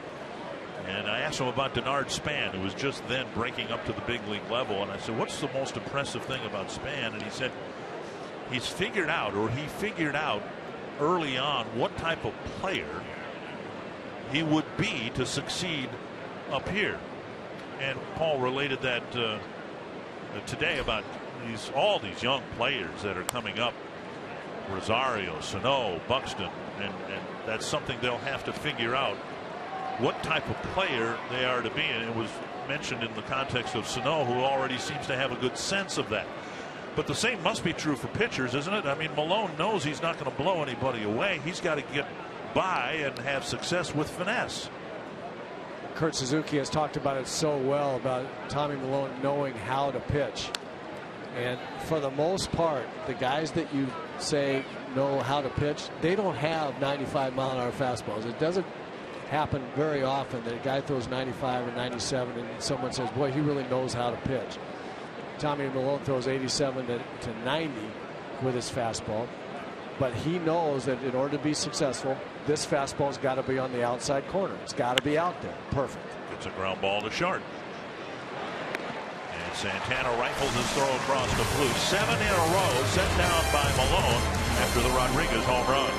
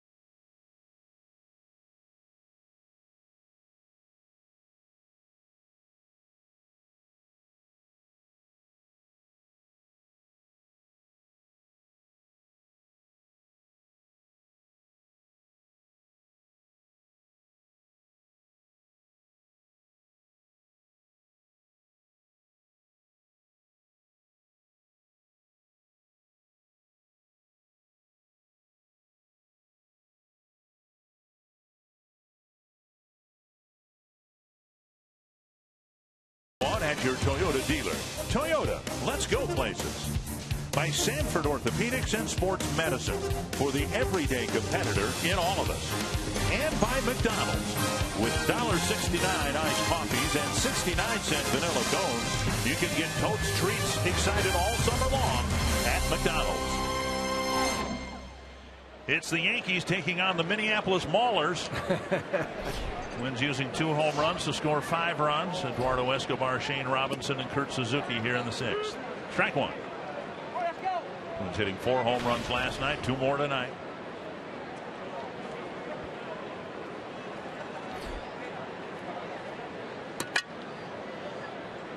And Escobar to right center field. Ellsbury got a really good jump and makes a fine running catch, 1 away. Shane Robinson will bat, and we take a look at our Sanford Health injury report. Right hamstring issues continue to be a problem for Dustin Pedroia. It's now a lost season for the Red Sox, and so he'll spend some time out.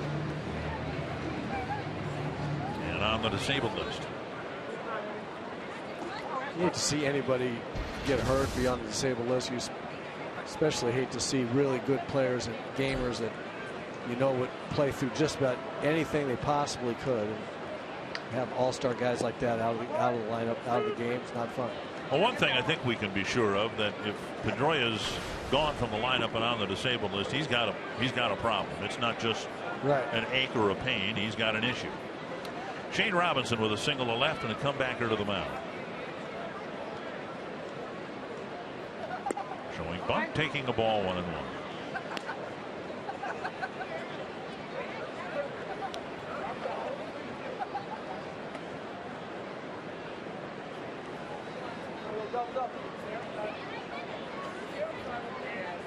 Getting 2 runs in the first, 3 in the third off Sabathia. Fouled back, 1 and 2. Shane Robinson a little bit frustrated with himself on that one. That was a good pitch to hit right there. One of those fastballs in the middle of the plate that you get 2 or 3 times a game, usually, even from the good ones. You get a pitch to hit, and the key to hitting at any level, but particularly the big leagues, is when those show up, you can't foul them back. On the ground, a 1-hop. Ryan to his left. 2 down. And now Sabathia has rebounded nicely after the 3-run home run by Hunter. The Twins haven't had a hit since. Suzuki to hit.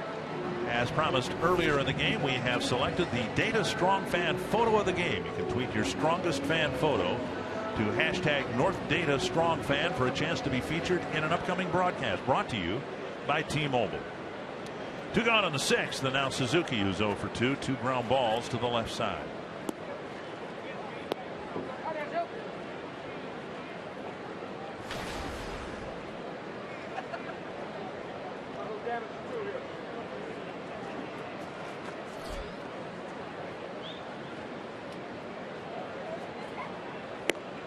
Up and away, ball 1. White Sox leading the Indians 6-1. As the 2 teams battle for last place in the division.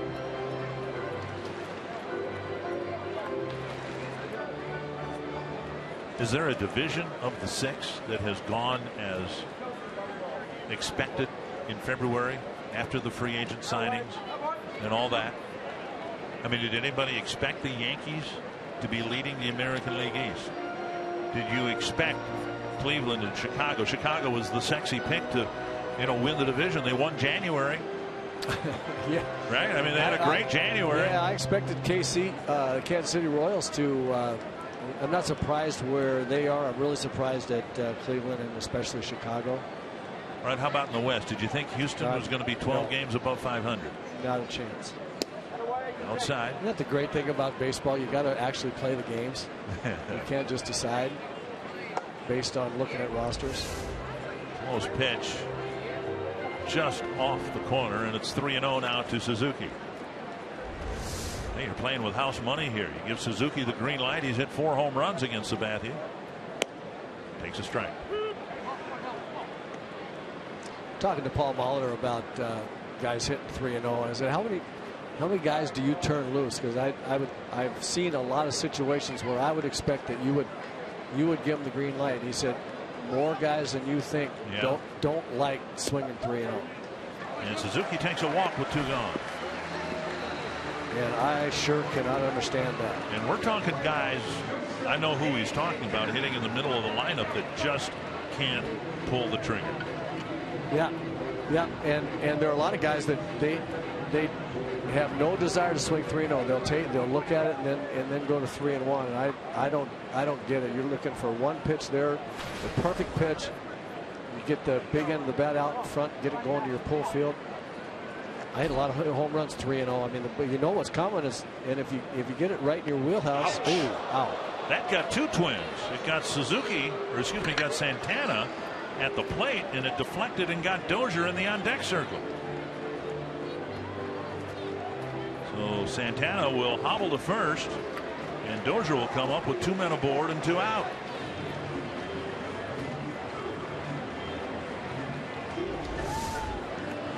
Overthrows a cutter here, gets it right on the toe. Oh, man. And then it deflected and clipped Brian Dozier in the on-deck circle. Well, this is where the Twins would really love to make Sabathia pay. Larry Rothschild, the pitching coach, coming out. This is the veteran Sabathia, and he's walked the number 8 batter, and he's hit the number 9 batter, and now has to face the team leader in home runs. A quick trip to the mound by the Yankee pitching coach. Managers and pitching coaches watch for certain kinds of things as their starter gets it later into the ball game. One is how hard are the balls being hit, even if they're outs. Are the balls being squared up with regularity? The other thing is what does the command look like on pitches that the pitcher needs to be able to throw well to continue? And in Sabathia's case, the fastball or cutter running in on somebody, he overthrew that so much. That's when a manager sends his pitching coach out there and says, you better find out whether, from the pitcher and the catcher, whether we think he's got command here of the pitches he needs. Already down 5-1. The Twins with a threat. And Dozier takes outside, ball 1. I'm sure the people in the dugout spend some time just watching the catcher. And if the catcher's behind the plate looking like he's, using semaphore, with a glove moving all over the place and missing his location, that's a telltale sign that the command has gone too. Out in front, 1-1. You can't throw anything up out over the middle of the plate to this guy, or you will pay the price. No, middle, high middle, high inside. He is just on that pitch. And if Sabathia, and they know that if Sabathia throws it there, if he doesn't get it in, that's a real mistake. He's going to go way in. So he's thrown 2 changeups down and away, and a breaking ball that started away and broke back low middle, which is a pretty good pitch. But in this situation, if Dozier gets a ball from the middle of the plate in, it's for a strike that he can get the head of the bat to. It's a total mistake. 2-1, Brian Dozier. You watch where the catcher goes. I'm betting it's outside. Yep.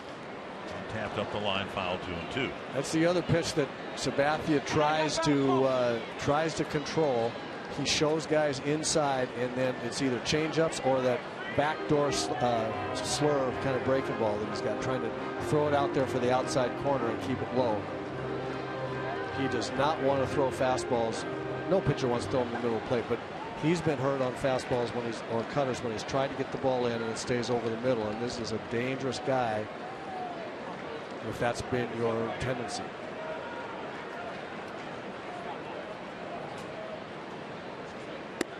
And now 3-2 with Hicks on deck.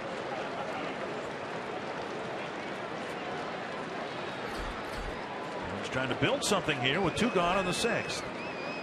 He was going to try to come in on Brian there. He'd thrown everything away and slow, and he was going to try to trick him with something hard in, and he was wanting to be off the plate, if anything, miss off the plate in, and he really didn't have the commitment to it. He left it out over the plate. The catcher was inside. He wasn't committed. He threw it outside. Runners go, and it's ball 4. In succession, a walk, a hit batter, and a walk, and we'll see how patient the Yankees are with their veteran. So you know right away how they're going to try to go after Brian Dozier. Here's with the game kind of on the line for Sabathia. Change up away. There's the breaking ball. He wants to start for the outside corner. Another change up. It's 2-1. Another breaking ball to get a strike on the outside corner. There he was thinking about going in, just couldn't do it. So now 3-2. No way is he going to miss with a fastball in the middle of the plate. He throws him a changeup, trying to get Brian in chase. And that's a good take by Brian to load the bases. And his inability there gets him out of the ballgame. His inability to get Brian. Sabathia leaves down 5-1. The Twins have the bases loaded with 2 out.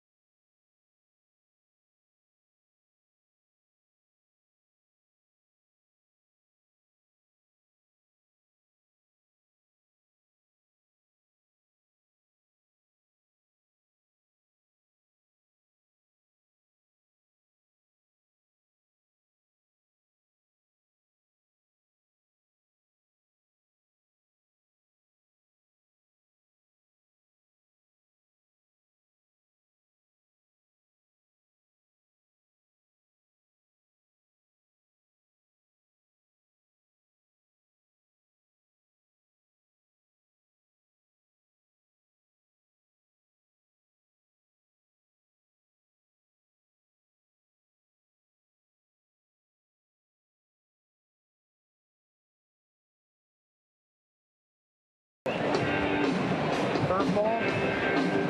Love that first pitch, 1-6. I don't think we're going to get it out. There's a few pitches in this situation that we both look at it as a starter.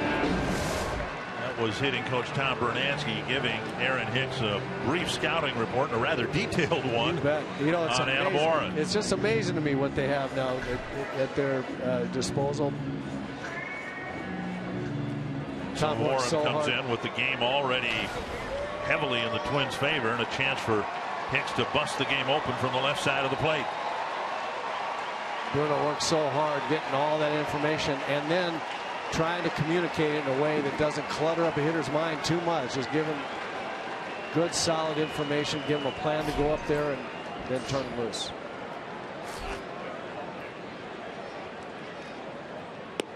And there was the first pitch curveball that I think we heard Tom Bernansky talk about.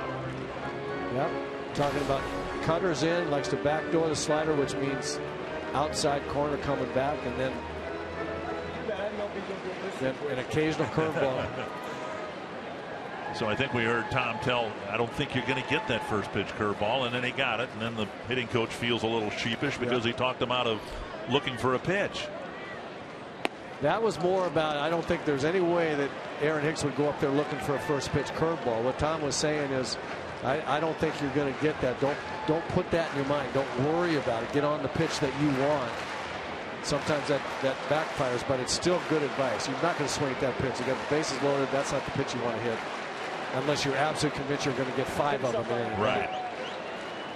1-1.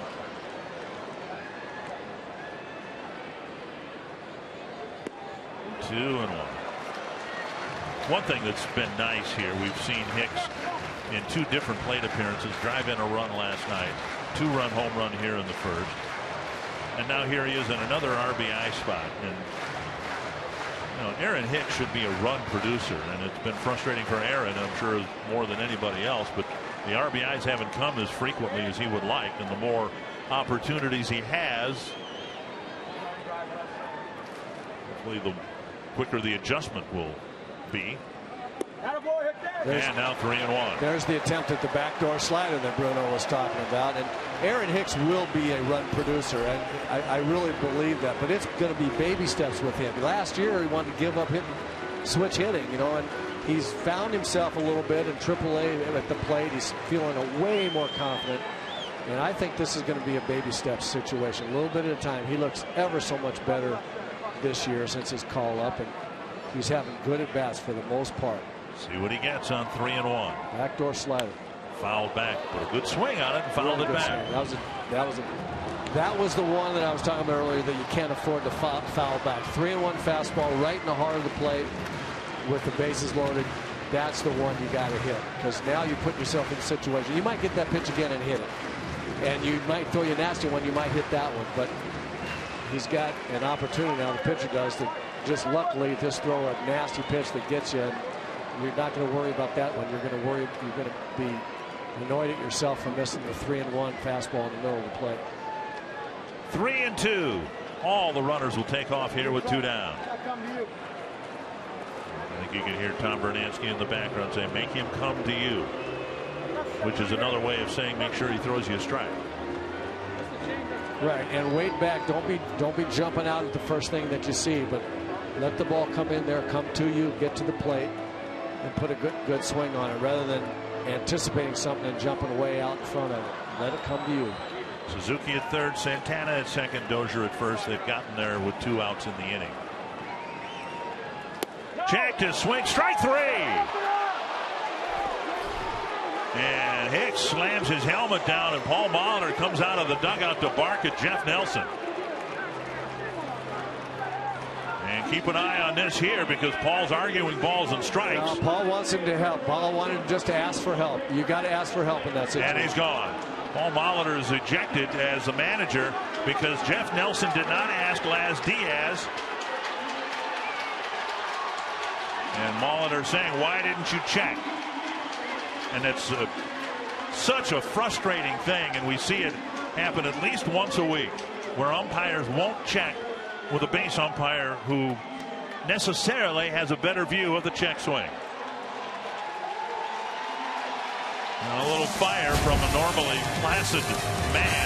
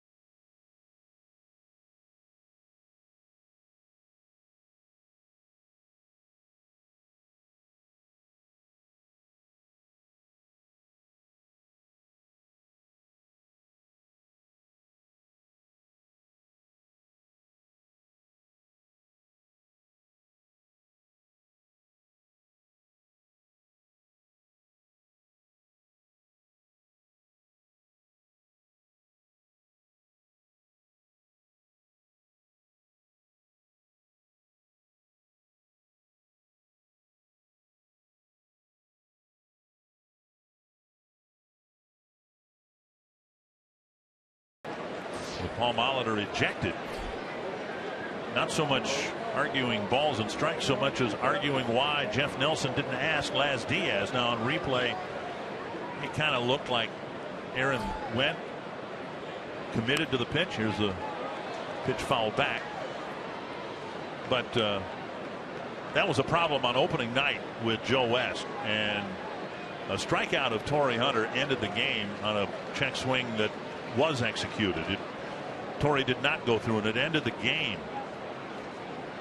And I just don't understand why umpires, and I'm not singling out Jeff Nelson, why they're so reluctant to ask the base umps. I don't get it either. I think it should be automatic. Just when a hitter checks a swing, just ask the guy that can see it the best, which is the base umpire to the opposite side of the hitter.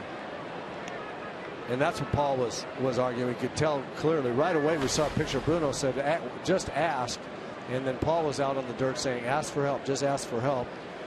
Nelson kept pointing to his ear like, are you arguing balls and strikes? I'm going to, and looking. I think that what made Paul so mad then was it was like he was looking for a fight to throw him out, like he was looking to get him to come out there and argue balls and strikes. When Paul really, it was a very neat deal. Of course, it was a big situation in the game. They wanted more runs. And that's off the glove of Escobar. A line drive, and Young will round first and head to second. The Yankees get a base runner to start the 7th inning. The other thing Paul Molitor was doing was protecting his player, Aaron Hicks. He wanted Aaron to be successful there. Here it is right here. Ball down and away. Aaron, he punches him out right away. He says, you swung. Now, maybe he did. He didn't really break the old-fashioned break his wrist, but here's Paul. Ask for help. He's saying, you got to ask him.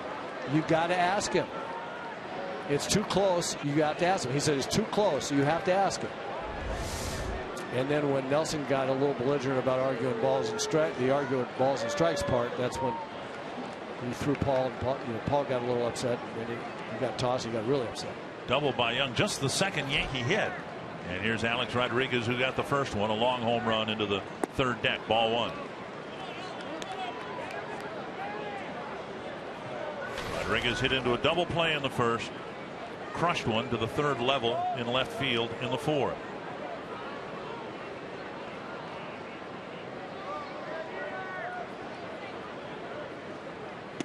And a changeup on the outside corner, 1-1. Got away with one a little bit there. It was a really good arm speed and outside corner type changeup. A-Rod looking for something, a fastball or something he can drive, but that was way too high for the changeup. He kind of got away with one there. 1-1. That's hit high and deep to left center. And Rodriguez has another one, and it's 5-3. Well, the momentum has swung here on a check swing. Twins leaving the bases full in the bottom of the 6th, and very quickly the Yankees cut the Twins lead in half.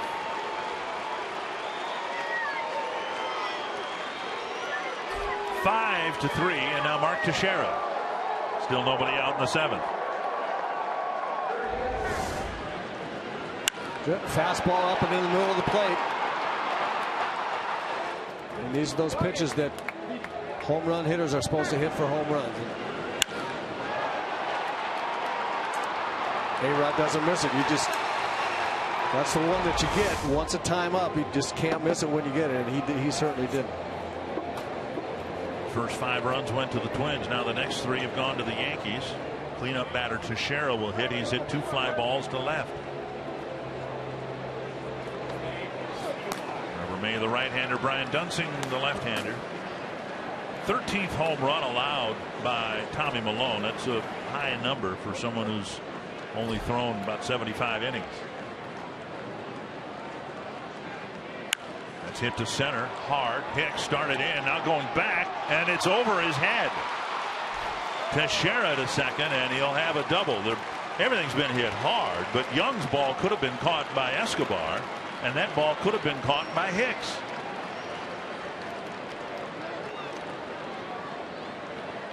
Hicks got a very, very bad jump. He got fooled there by that line drive. Teixeira hit it awfully hard. Ball really hit hard on the line, and it froze. He watched Aaron Hicks. It froze him. He actually took a step and a half or 2 in, and then thinking the ball was, he had to come in and catch the ball, and it sailed over his head. You're right, those are 2 plays that not only could have been made, I would venture to say should have been made.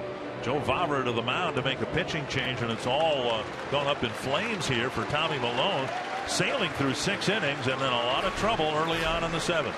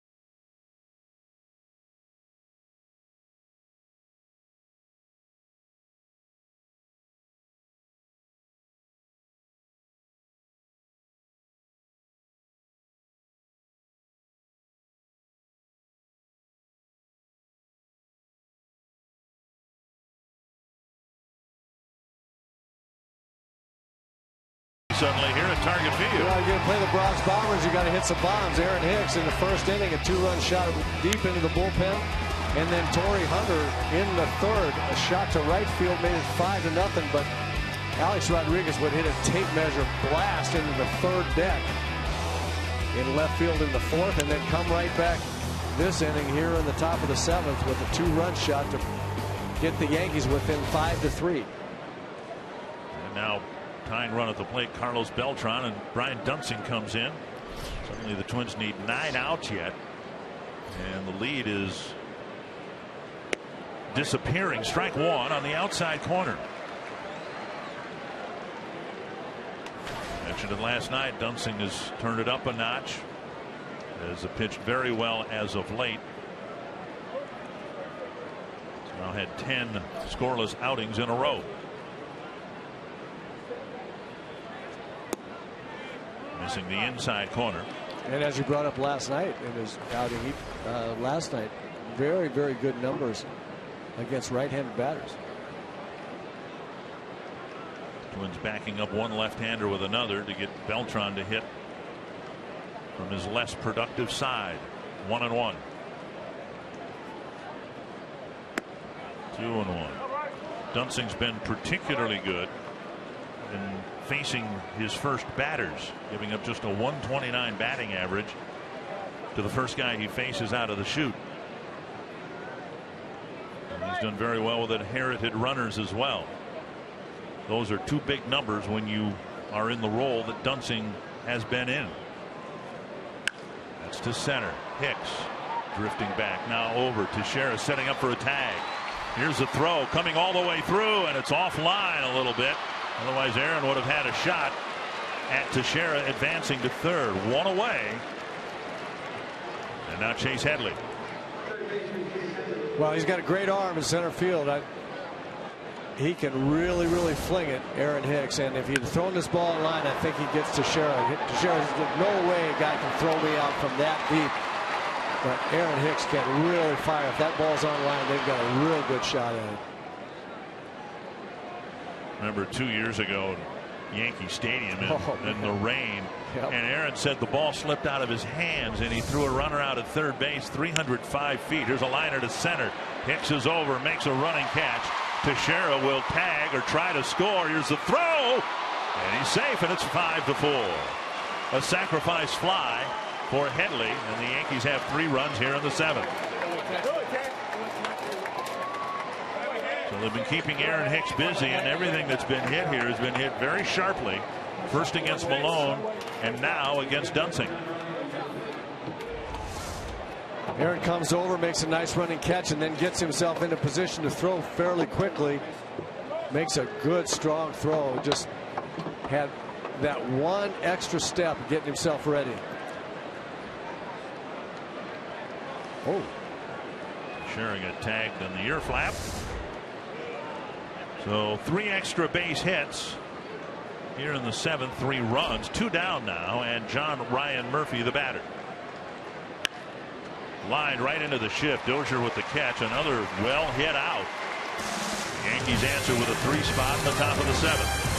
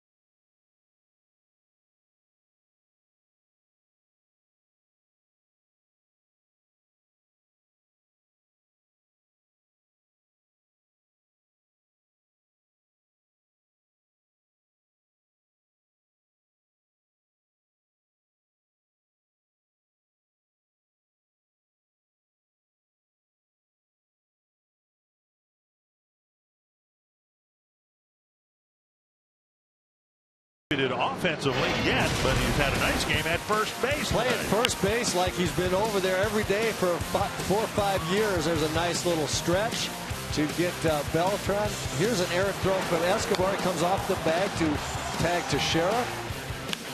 And then will come off again on a high throw from Danny Santana. No problem. I know exactly what I'm doing out here. And then this play, a nice dive to his left like he knows how to do at third base. Now he's got to channel Brian Dozier to flip it as a second baseman, and he did that very well to Tommy Malone. Breaking ball, strike one to Plouffe. 3, 4, and 5 batters, Plouffe, Sano, and Hunter. Twins desperately in need of tacking on a run here, one would think. They still have the lead, but it's just a 1-run lead.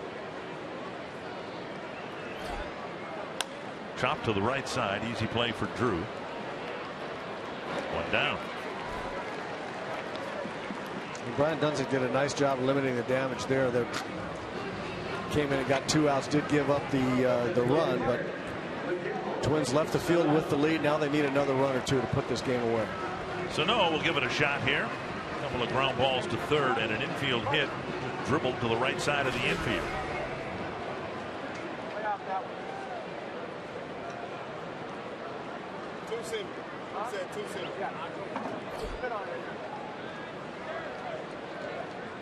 Outside, ball 1.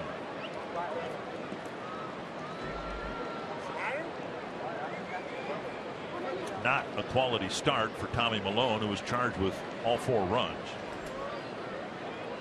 A couple of misplays behind him in the top of this inning. 2-0. This is what we were talking about in the open. Sano does not appear to be over anxious. He still is going to strike out and has struck out too often in his first weeks in the big leagues, but he hasn't chased 2 pitches. And now, in theory at least, Warren's got to throw him a strike. 3-0. It's amazing to me, though, a young guy, 22 years old, 50 at bats in the big leagues, and from the moment he's been up here, pitchers and catchers are throwing him 2-0 breaking balls and 3-2 sliders. And there's never been a time where they say, okay, let's see if this young guy can handle a fastball. I mean, they are working on him like he's been a home run hitter for 6 years in the league. 3-0 cutter. Shaving the outside corner, 3-1. He has struck out a lot, struck out too many times. But I will tell you that most of the strikeouts have been on nasty pitches where they have worked him over pretty hard. Foul back, 3-2.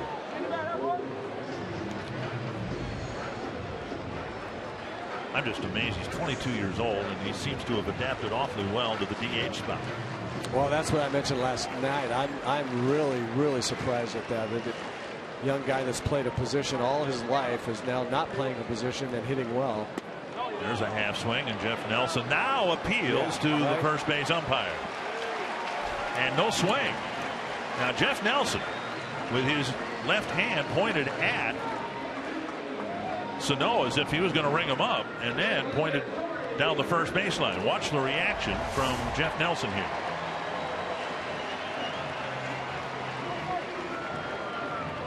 Now usually when the umpire points at the batter, the right hand comes up and strike 3, but this time exactly right. That was going to be a point with the left and ring him with his right, and then he thought better of it and went down to his colleague at the first base line.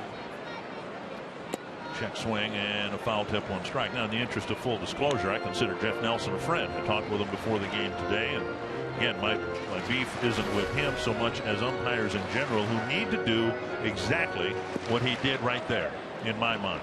Always, on any borderline check swing, ask for help. And that was the reason Paul Molitor was excused from the game. 1 strike. And now a tapper to short. Out at second, out at first, and we'll head to the 8th inning in a 1-run game.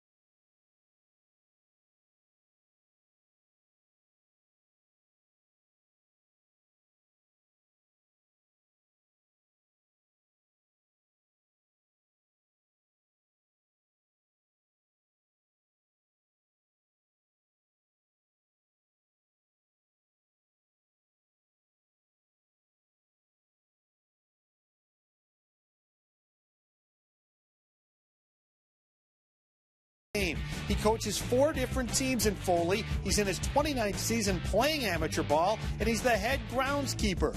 Tune in tomorrow at 12:30 on Twins Live for the complete story of Mike Byer and his dedication to the game.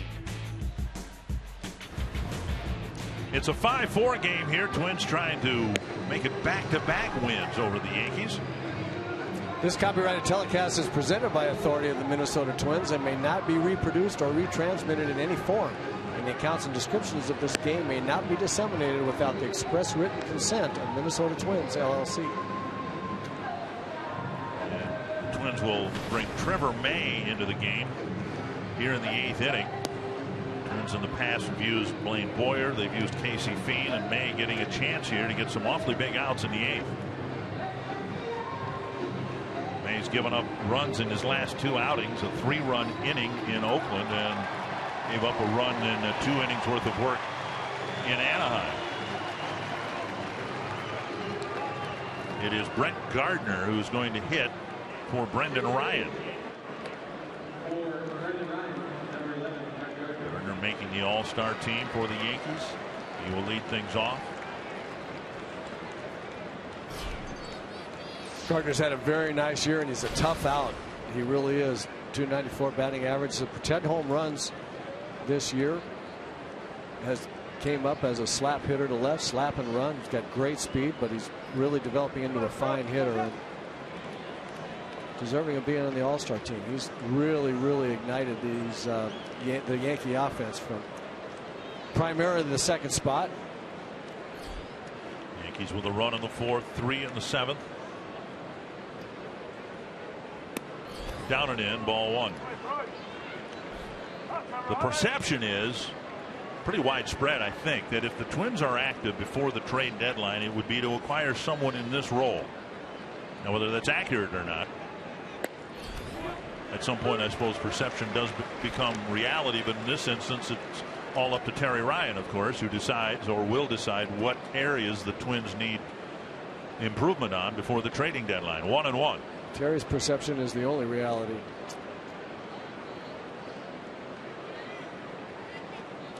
Breaking ball, missing. And it's 2-1.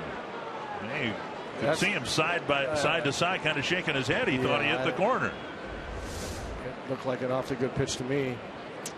You know, just because it's not the best location for curveball doesn't mean it's not still a strike. Clock strikes presented by Carrier, and now a foul. 2-2. Gardner, Drew, and Ellsbury facing May. This is interesting here that it is May getting the 8th inning here, with roles shifting out of the Twins bullpen as we speak. 2-2.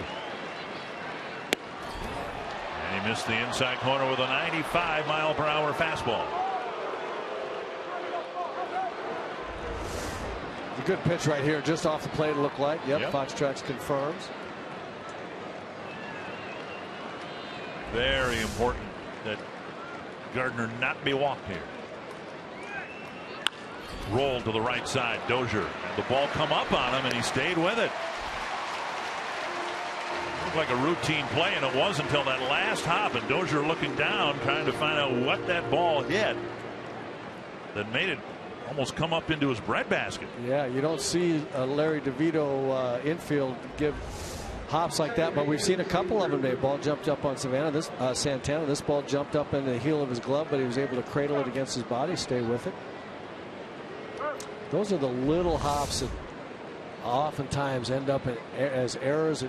Sometimes they hit the heel of your glove, just last minute bounces that you don't see. It's hit to center. Hicks is going to chase it.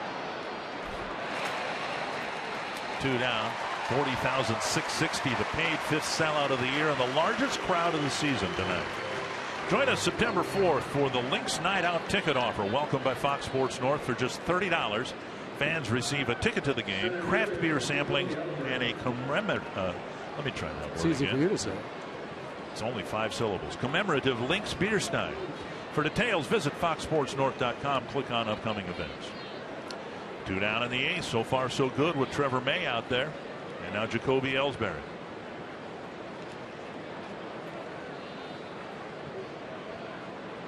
Ellsbury 0 for 3, and there is ball 1. Again, a high curveball that I'm going to say was close to the high edge of the strike zone.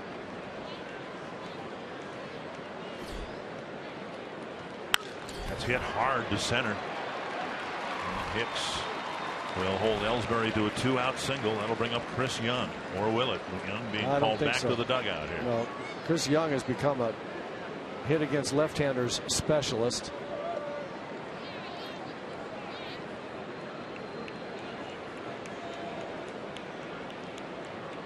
Rodriguez in the on-deck circle, I was but the going to Twins say, won't let him hit It's next. going to be McCann. I would imagine it's going to be McCann, and there he is. Now the Twins have Glenn Perkins warming up, but he's just started to warm up. We've seen instances where the Twins have asked Perkins to get 4 outs in a save, but unless he's been up longer than I think, he's just kind of getting loose out there now. So he might be an option, or would be, if he were fully warmed up, which I don't think he is.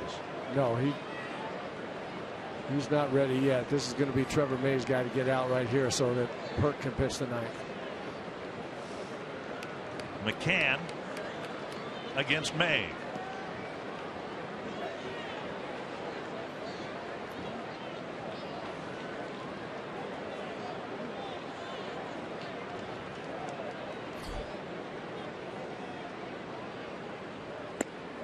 There's a breaking ball called for a strike. Yeah, got a little better feel for it that time. That's a nice pitch to get ahead with.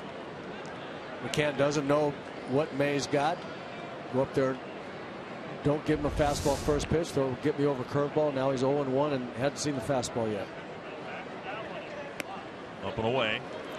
Got a veteran hitter here against a rookie pitcher that is in a new role for him. So Trevor's actually got his work cut out right here. McCann 2 for 4 as a pinch hitter. 1-1.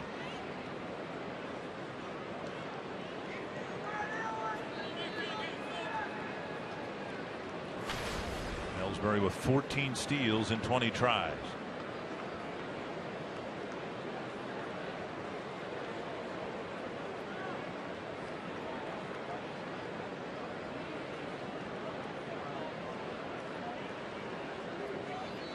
And a step off and look over.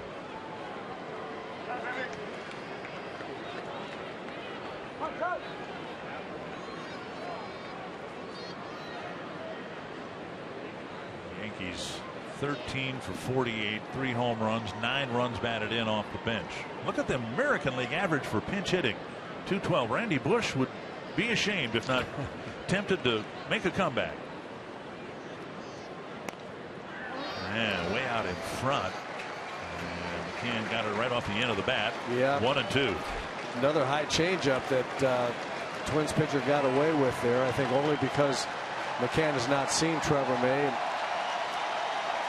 Saw a curveball and a fastball. Then I got a changeup right about belt high, right in the middle of the zone, and was really looking fastball. That's a testament to how good the arm action and the speed is on Trevor's changeup. He's got a good one, but it's got to be down now. Now that he's seen it, McCann's seen it. It's got to be down if he throws him another one. 1-2 to McCann. Not yet. And the ball gets away from Plouffe. Ellsbury to second. He'll hold up there. A pickoff throw that looked like it was on target, but not handled by Trevor Plouffe. And the tying runs in scoring position.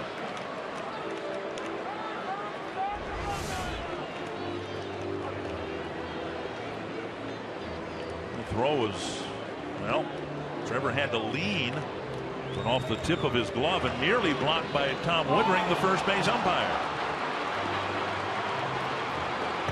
Well, that throw was wide, but not so wide that the ball probably shouldn't have been knocked down somehow. I mean, you can't let the ball get by you there. And that's one of those I'm just not used to the position kind of plays. But the error goes to the pitcher May. Tying run at second, 2 down, 1-2 to McCann. Struck him out.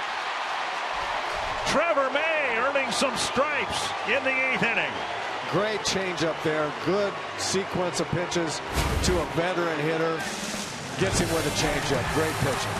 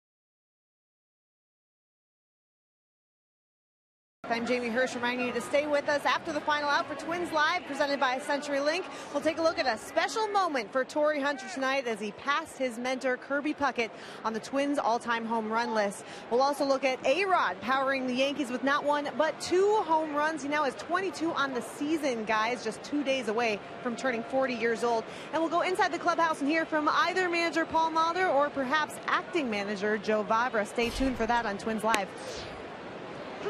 Thank you, Jamie. Strike one to Eduardo Escobar. Yeah, we'll see how it's handled. You know, Paul Molitor ejected from the game. Maybe he'll hand off the post-game media duties to Joe Vavra as well. Might depend on whether the Twins win or lose. Inside, 1-1. My guess is Mr. Molitor will answer all the questions. I'm thinking so. 1-1 to Escobar. Robinson and Suzuki will hit next. Gardner and left, Gregorius in at short.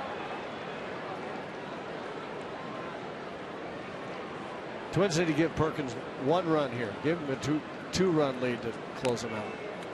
Foul back.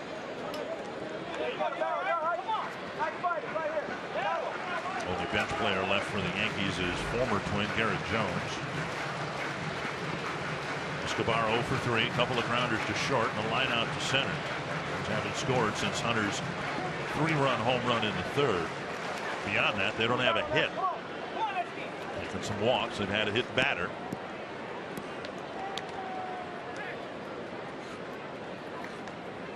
And now 2-2.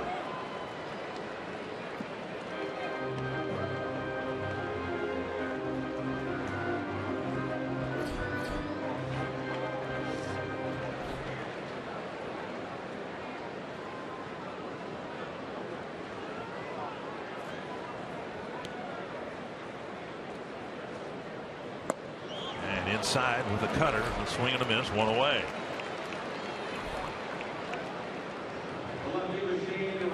Back to our carsoup.com trivia question. I think we got most of them. Sabathia, Lee, Santana.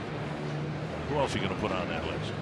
How about Barry Zito? David Price and Barry Zito. Price, the most recent one, the only one we didn't name, but I think we would have. I can't believe we didn't think of Price. I don't know where I came up with Zito. Strike on the outside corner. Robinson grounded a single to left his first time up. Since then, a comebacker to the mound and a bouncer to short.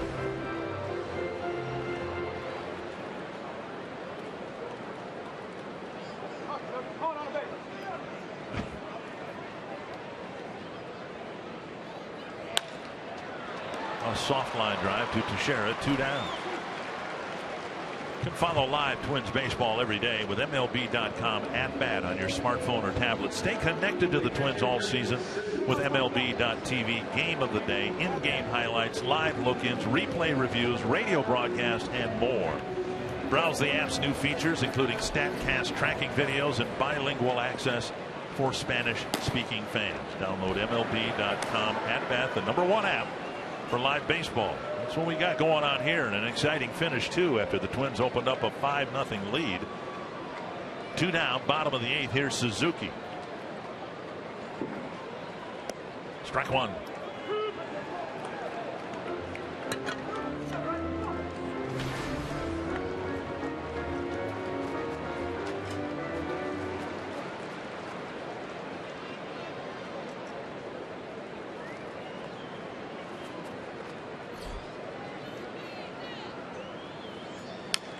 Foul. That's 2 strikes.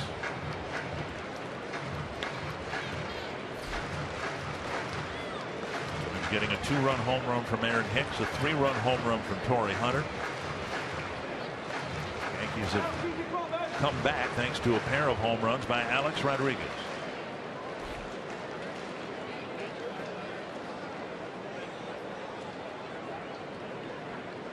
Oh, and 2 to Suzuki.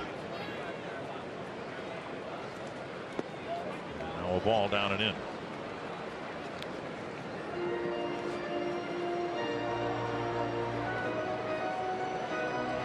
Warren's done a nice job. The bullpen really has been one of the strengths of this Yankee team. I've been impressed with the arms we've seen so far. I thought Pinder had good stuff yesterday. Warren has got real nice stuff. Hard fastball, a cutter, a good breaking ball. To left center field, down for a hit. Suzuki will have a single with 2 gone. That'll get Santana to the plate. Now, the Yankees sent Pinder down today and added a right-hander, Nick Goody, but they sent him down because he pitched in back-to-back games. They weren't going to use him tonight, and they thought they might need some bullpen help here in the next couple games. Little kind of spinning cutter. That's the problem with that pitch, is that it's slower than a fastball, and if it's not moving a lot and not on a corner somewhere, it kind of settles in the middle of the plate and speeds up the hitter's bat. So you kind of live by the cutter, die by the cutter an awful lot. First hit for the Twins since the Hunter home run in the 3rd. Down and away, ball 1. Twins have threatened after the 2nd out. Filled the bases in the 6th after the 2nd out, but couldn't score. The controversial check swing that was called on Hicks ended the threat. See what they can do with Suzuki's 2-out single here in the 8th. Chop to the right side. Easy play for Drew. Glenn Perkins will have a 1-run lead. He'll try to pin down the save as he cuts through the middle of the Yankee lineup. Glenn Perkins on the mound looking for another save.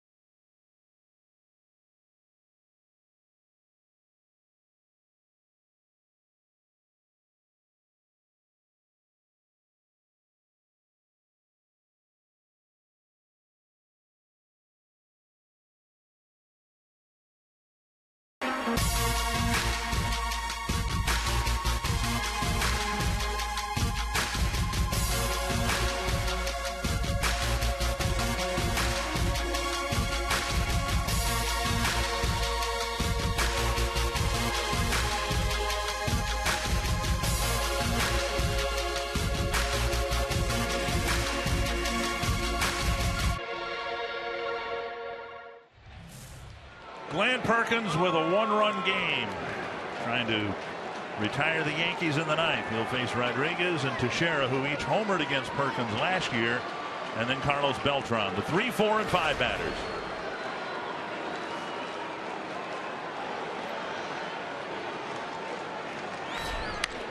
To deep center.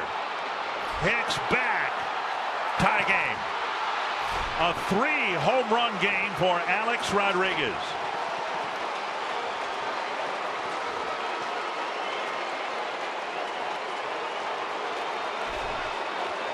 In the 4th, in the 7th, and now in the 9th to tie the game at 5. 2 days in advance of his 40th birthday. He is an amazing talent. There's no denying it. He knows Perkins is going to come right at him with fastballs. That's the way Glenn Perkins pitches. And Rodriguez looking for it, got it, and crushed it. Now Teixeira. Ball 1. Rodriguez, the 25th opponent to hit 3 home runs in a game against the Twins.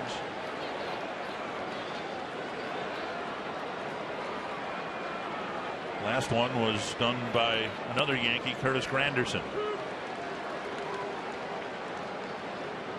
1-1 to Teixeira.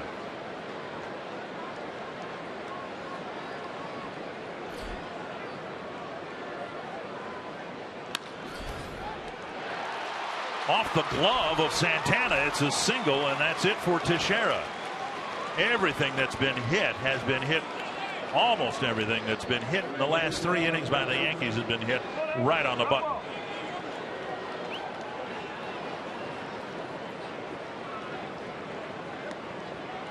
And now Carlos Beltran. Again, low fastballs. There's really no secret to Glenn Perkins' strategy. He's going to throw hard, get you thinking about the fastball, and then go to the slider. Yankees aggressive. That's a fair ball. Plouffe to second, relay to first. Double play! And Joe Girardi may want to look. Beltran will linger near first base. It looked from up here as if he were safe.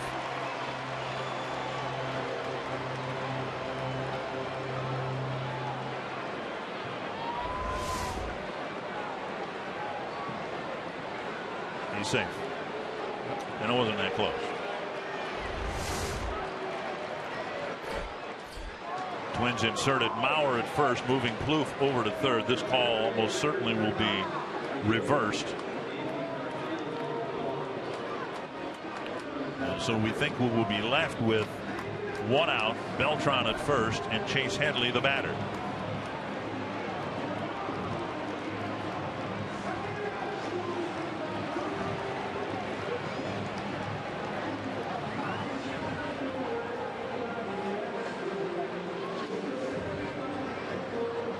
Yankees with a run in the 4th, 3 in the 7th, and a very quick one on Glenn Perkins' first pitch. Second missed save opportunity in the last 3 opportunities for Glenn Perkins. And this, of course, is, you hope for a quick review since the result is pretty evident. So Perkins doesn't have to dawdle too much on the mound.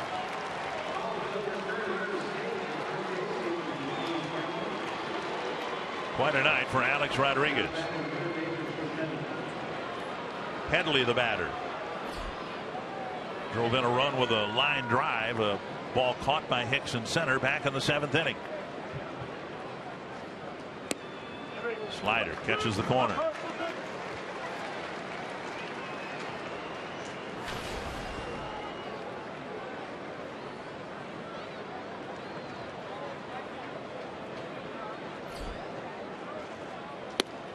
Another slider and a swing and a miss.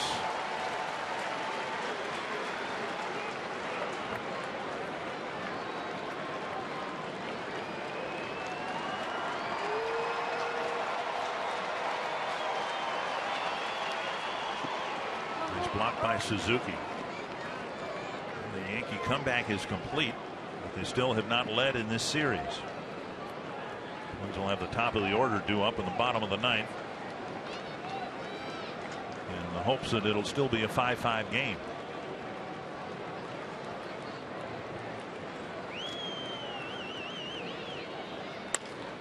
A base hit to center field. Beltran will round second and go to third, and the Yankees have the go-ahead run at third with one out. Headley just punching one to right center field. And that'll bring up John Ryan Murphy. Yeah, Glenn just not quite sharp with his location. This is not where he wants the slider out over the plate. He likes pitching inside with the fastballs. He got too low in the middle of the zone fastballs to A-Rod and to Shera. He likes pitching down and in with the slider. Threw a couple good ones to Headley and then left that one out over the plate with 2 strikes. Headley able to 2-strike poke it into right center. Just not real sharp with his location. There's where he likes to pitch, right in there. Infield halfway in. Murphy is strikeout guy on 1 every 4 at bats. And Perkins, of course, is a strikeout pitcher. 37 of them in 39 and 2/3 innings. He really needs to get Murphy on strikes here. Fouled away, 1-1. And the Yankees used their regular catcher McCann for a pinch hitting appearance last inning. So they've got to let Murphy hit here. And Gardner on deck.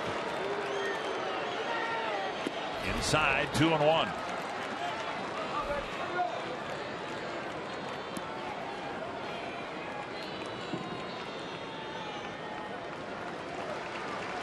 Giving up a sub 200 opponent batting average this year, but the Yankees have struck for a home run and 2 singles in 4 at bats. Fouled back, 2-2, and now Perkins is going to try to bury the Yankee catcher.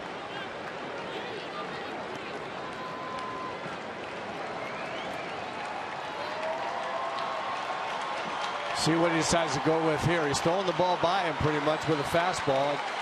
Slider down and in is his strikeout pitch, and that's what they're going with.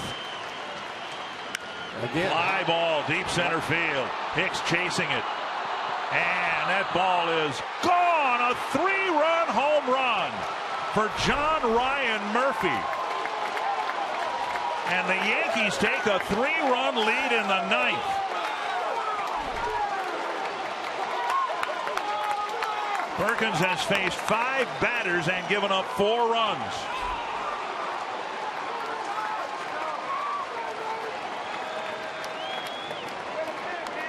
The pitch not anywhere close to where he was trying to throw it, as have been most of the pitches he's delivered to these Yankee hitters. Trying to go down and in with a slider, he just leaves it high and up over the plate. There hasn't been, I don't think, a swing and a miss in this inning, has there? There's been a lot of real good swings and real hard contact. What a comeback. 8 unanswered runs, and 4 of them in the 9th against one of the game's best closers. Gardner will bat.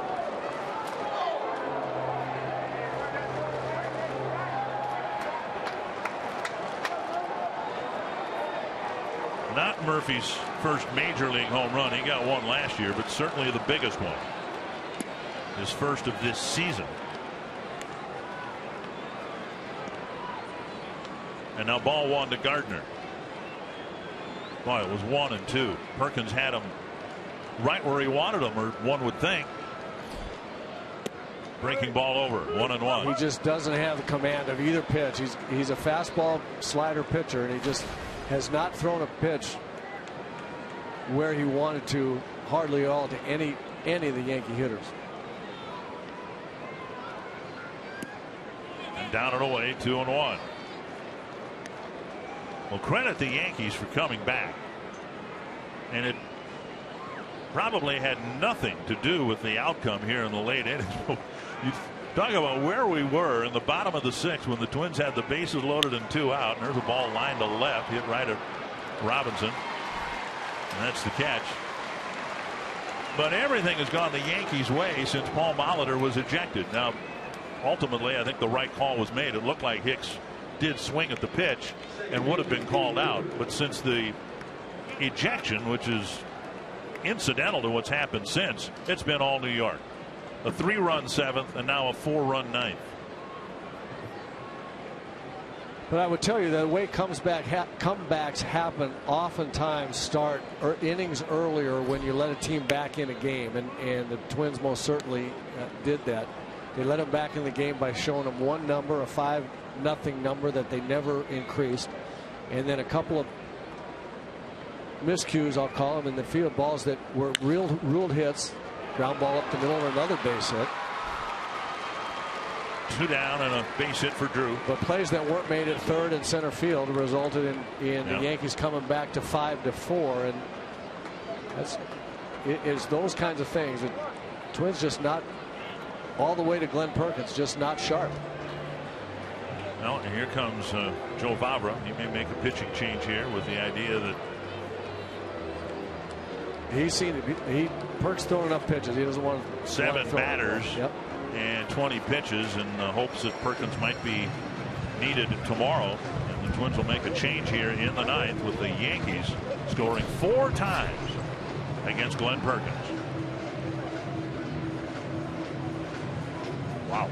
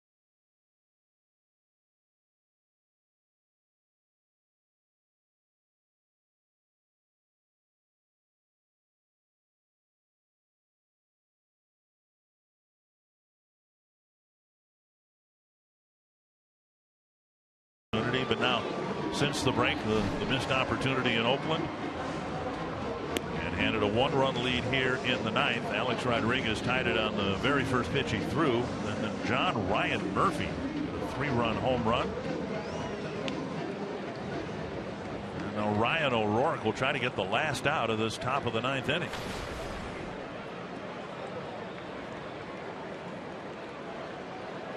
Ellsbury, the batter.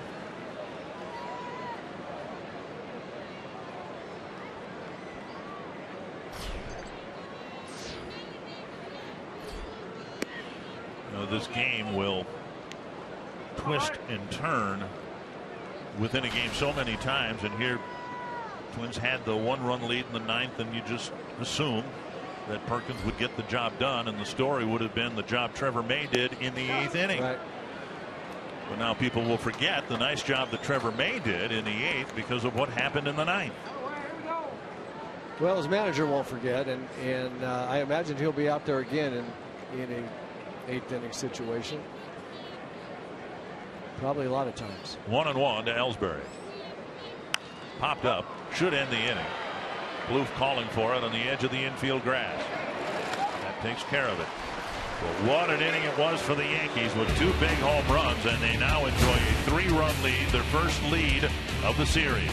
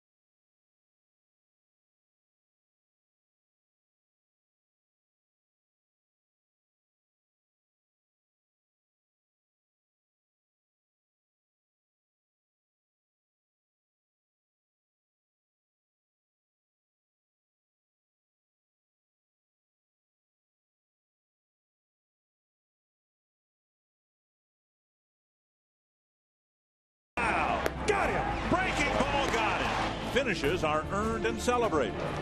A high fly to left field. See ya. Gone, a home run as Trevor Plouffe walks him off.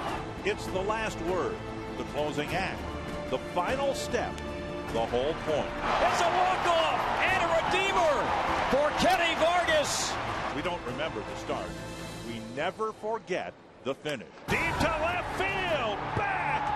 A drive to left field. Are you kidding me? The most electric moment at Target Field in years. And Brian Dozier, with the bases empty, will lead things off in the bottom of the ninth with suddenly the Twins down by 3 and a real nasty guy on the mound. Boy, this guy is nasty. Andrew Miller, 22 for 22, 1.62 ERA, just nasty stuff. And he delivers strike 1 and strike 2. He has gotten this year 100 outs, 53 of them via strikeout, and he's only given up 12 hits, an opponent batting average a remarkable 103. Somehow the Twins need to try to find a way to score 3 times against him. And Dozier on 3 pitches is gone. 1 away.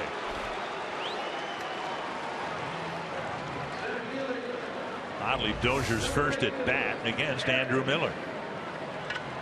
Well, if you've never seen him before, first of all, you don't want to see him again anytime soon. But he's got a real different delivery. Very long arm. He's a long, tall guy. Long arm delivery. The ball comes way back behind his back. And then he slings the ball up there. The fastball gets up there in a hurry, and the breaking ball is, you see that fastball from 93 to 95. But here's his delivery. Way back behind him, sling it forward. Oh, that's it. Find a way out there. Hicks with a couple of hits. 1 for 2 against Miller. And missing inside 1-1. When Miller was out, Dylan Betances filled in nicely as the Yankee closer. He's giving up an opponent batting average of 121. So when we talk about the Yankee bullpen being largely responsible for their emergence as a first place ball club, there's a ball hit to third, right at Headley, 2 down. talking about the guys at the back end who've been awesome. Time now for What's Next. Brought to you by Century Link. And it'll be Kyle Gibson going against hard-throwing right-hander Nathan Eovaldi. The pregame at 12:30. Twins thought not that long ago that they'd be in position to complete a sweep tomorrow. But the Yankees have turned this game around in the late innings. Here's Plouffe. We were talking about their 8-9 punch at the end of the game here with Townsend and Miller. That's, you know, it's reminiscent of what the Royals do to you with Wade Davis and Holland. And it shortens the game so much. If the Yankees get a lead by the 7th, the Royals oftentimes by the 6th, when the other big guy would come in the 7th. I'm blanking on his name right now, but the 7th inning pitcher for the Royals. Herrera. Kelvin Herrera, right? So you had Kelvin Herrera and Wade Davis, Holland. Now the Yankees have Betances and this guy, just nasty, nasty stuff. And yet, I'll bet you Joe Girardi gives a figurative, if not literal, pat on the back to Adam Warren at the end of the game, because the former starter stepped in and shut the Twins down from the 6th inning through the 8th. I think it will be literal. You bet. He did a fine job. 1-2 to Plouffe. Busted bat and a bouncer to the left side. And the Yankees falling behind early, 5-0. Come back and even the series with an 8-5 win. And Roy Smalley, this Yankee team, pretty much held in check last night. Still has some muscle, including 3 home runs hit tonight by Alex Rodriguez. Well, they've got an awful lot of talent to hit on this ball club, and then the ability to close it out if they do get a lead. And you give them a little bit of an opening, which the Twins did. They let them back in the game when they had them on the canvas, and that's really, really dangerous against a team of this talent. Tom Hanneman, this series is tied at 1 apiece, and tomorrow I would expect we'll see more home runs. We'll hope the Twins hit more of them than the Yankees. Dick, a dramatic turn of events tonight lifts the Yankees into the winner's circle once again at Target Field. Up next on Twins Live, presented by CenturyLink. We'll talk about that man, Alex Rodriguez, his 3 home runs leading the comeback. We'll hear from Paul Molitor and look ahead to tomorrow.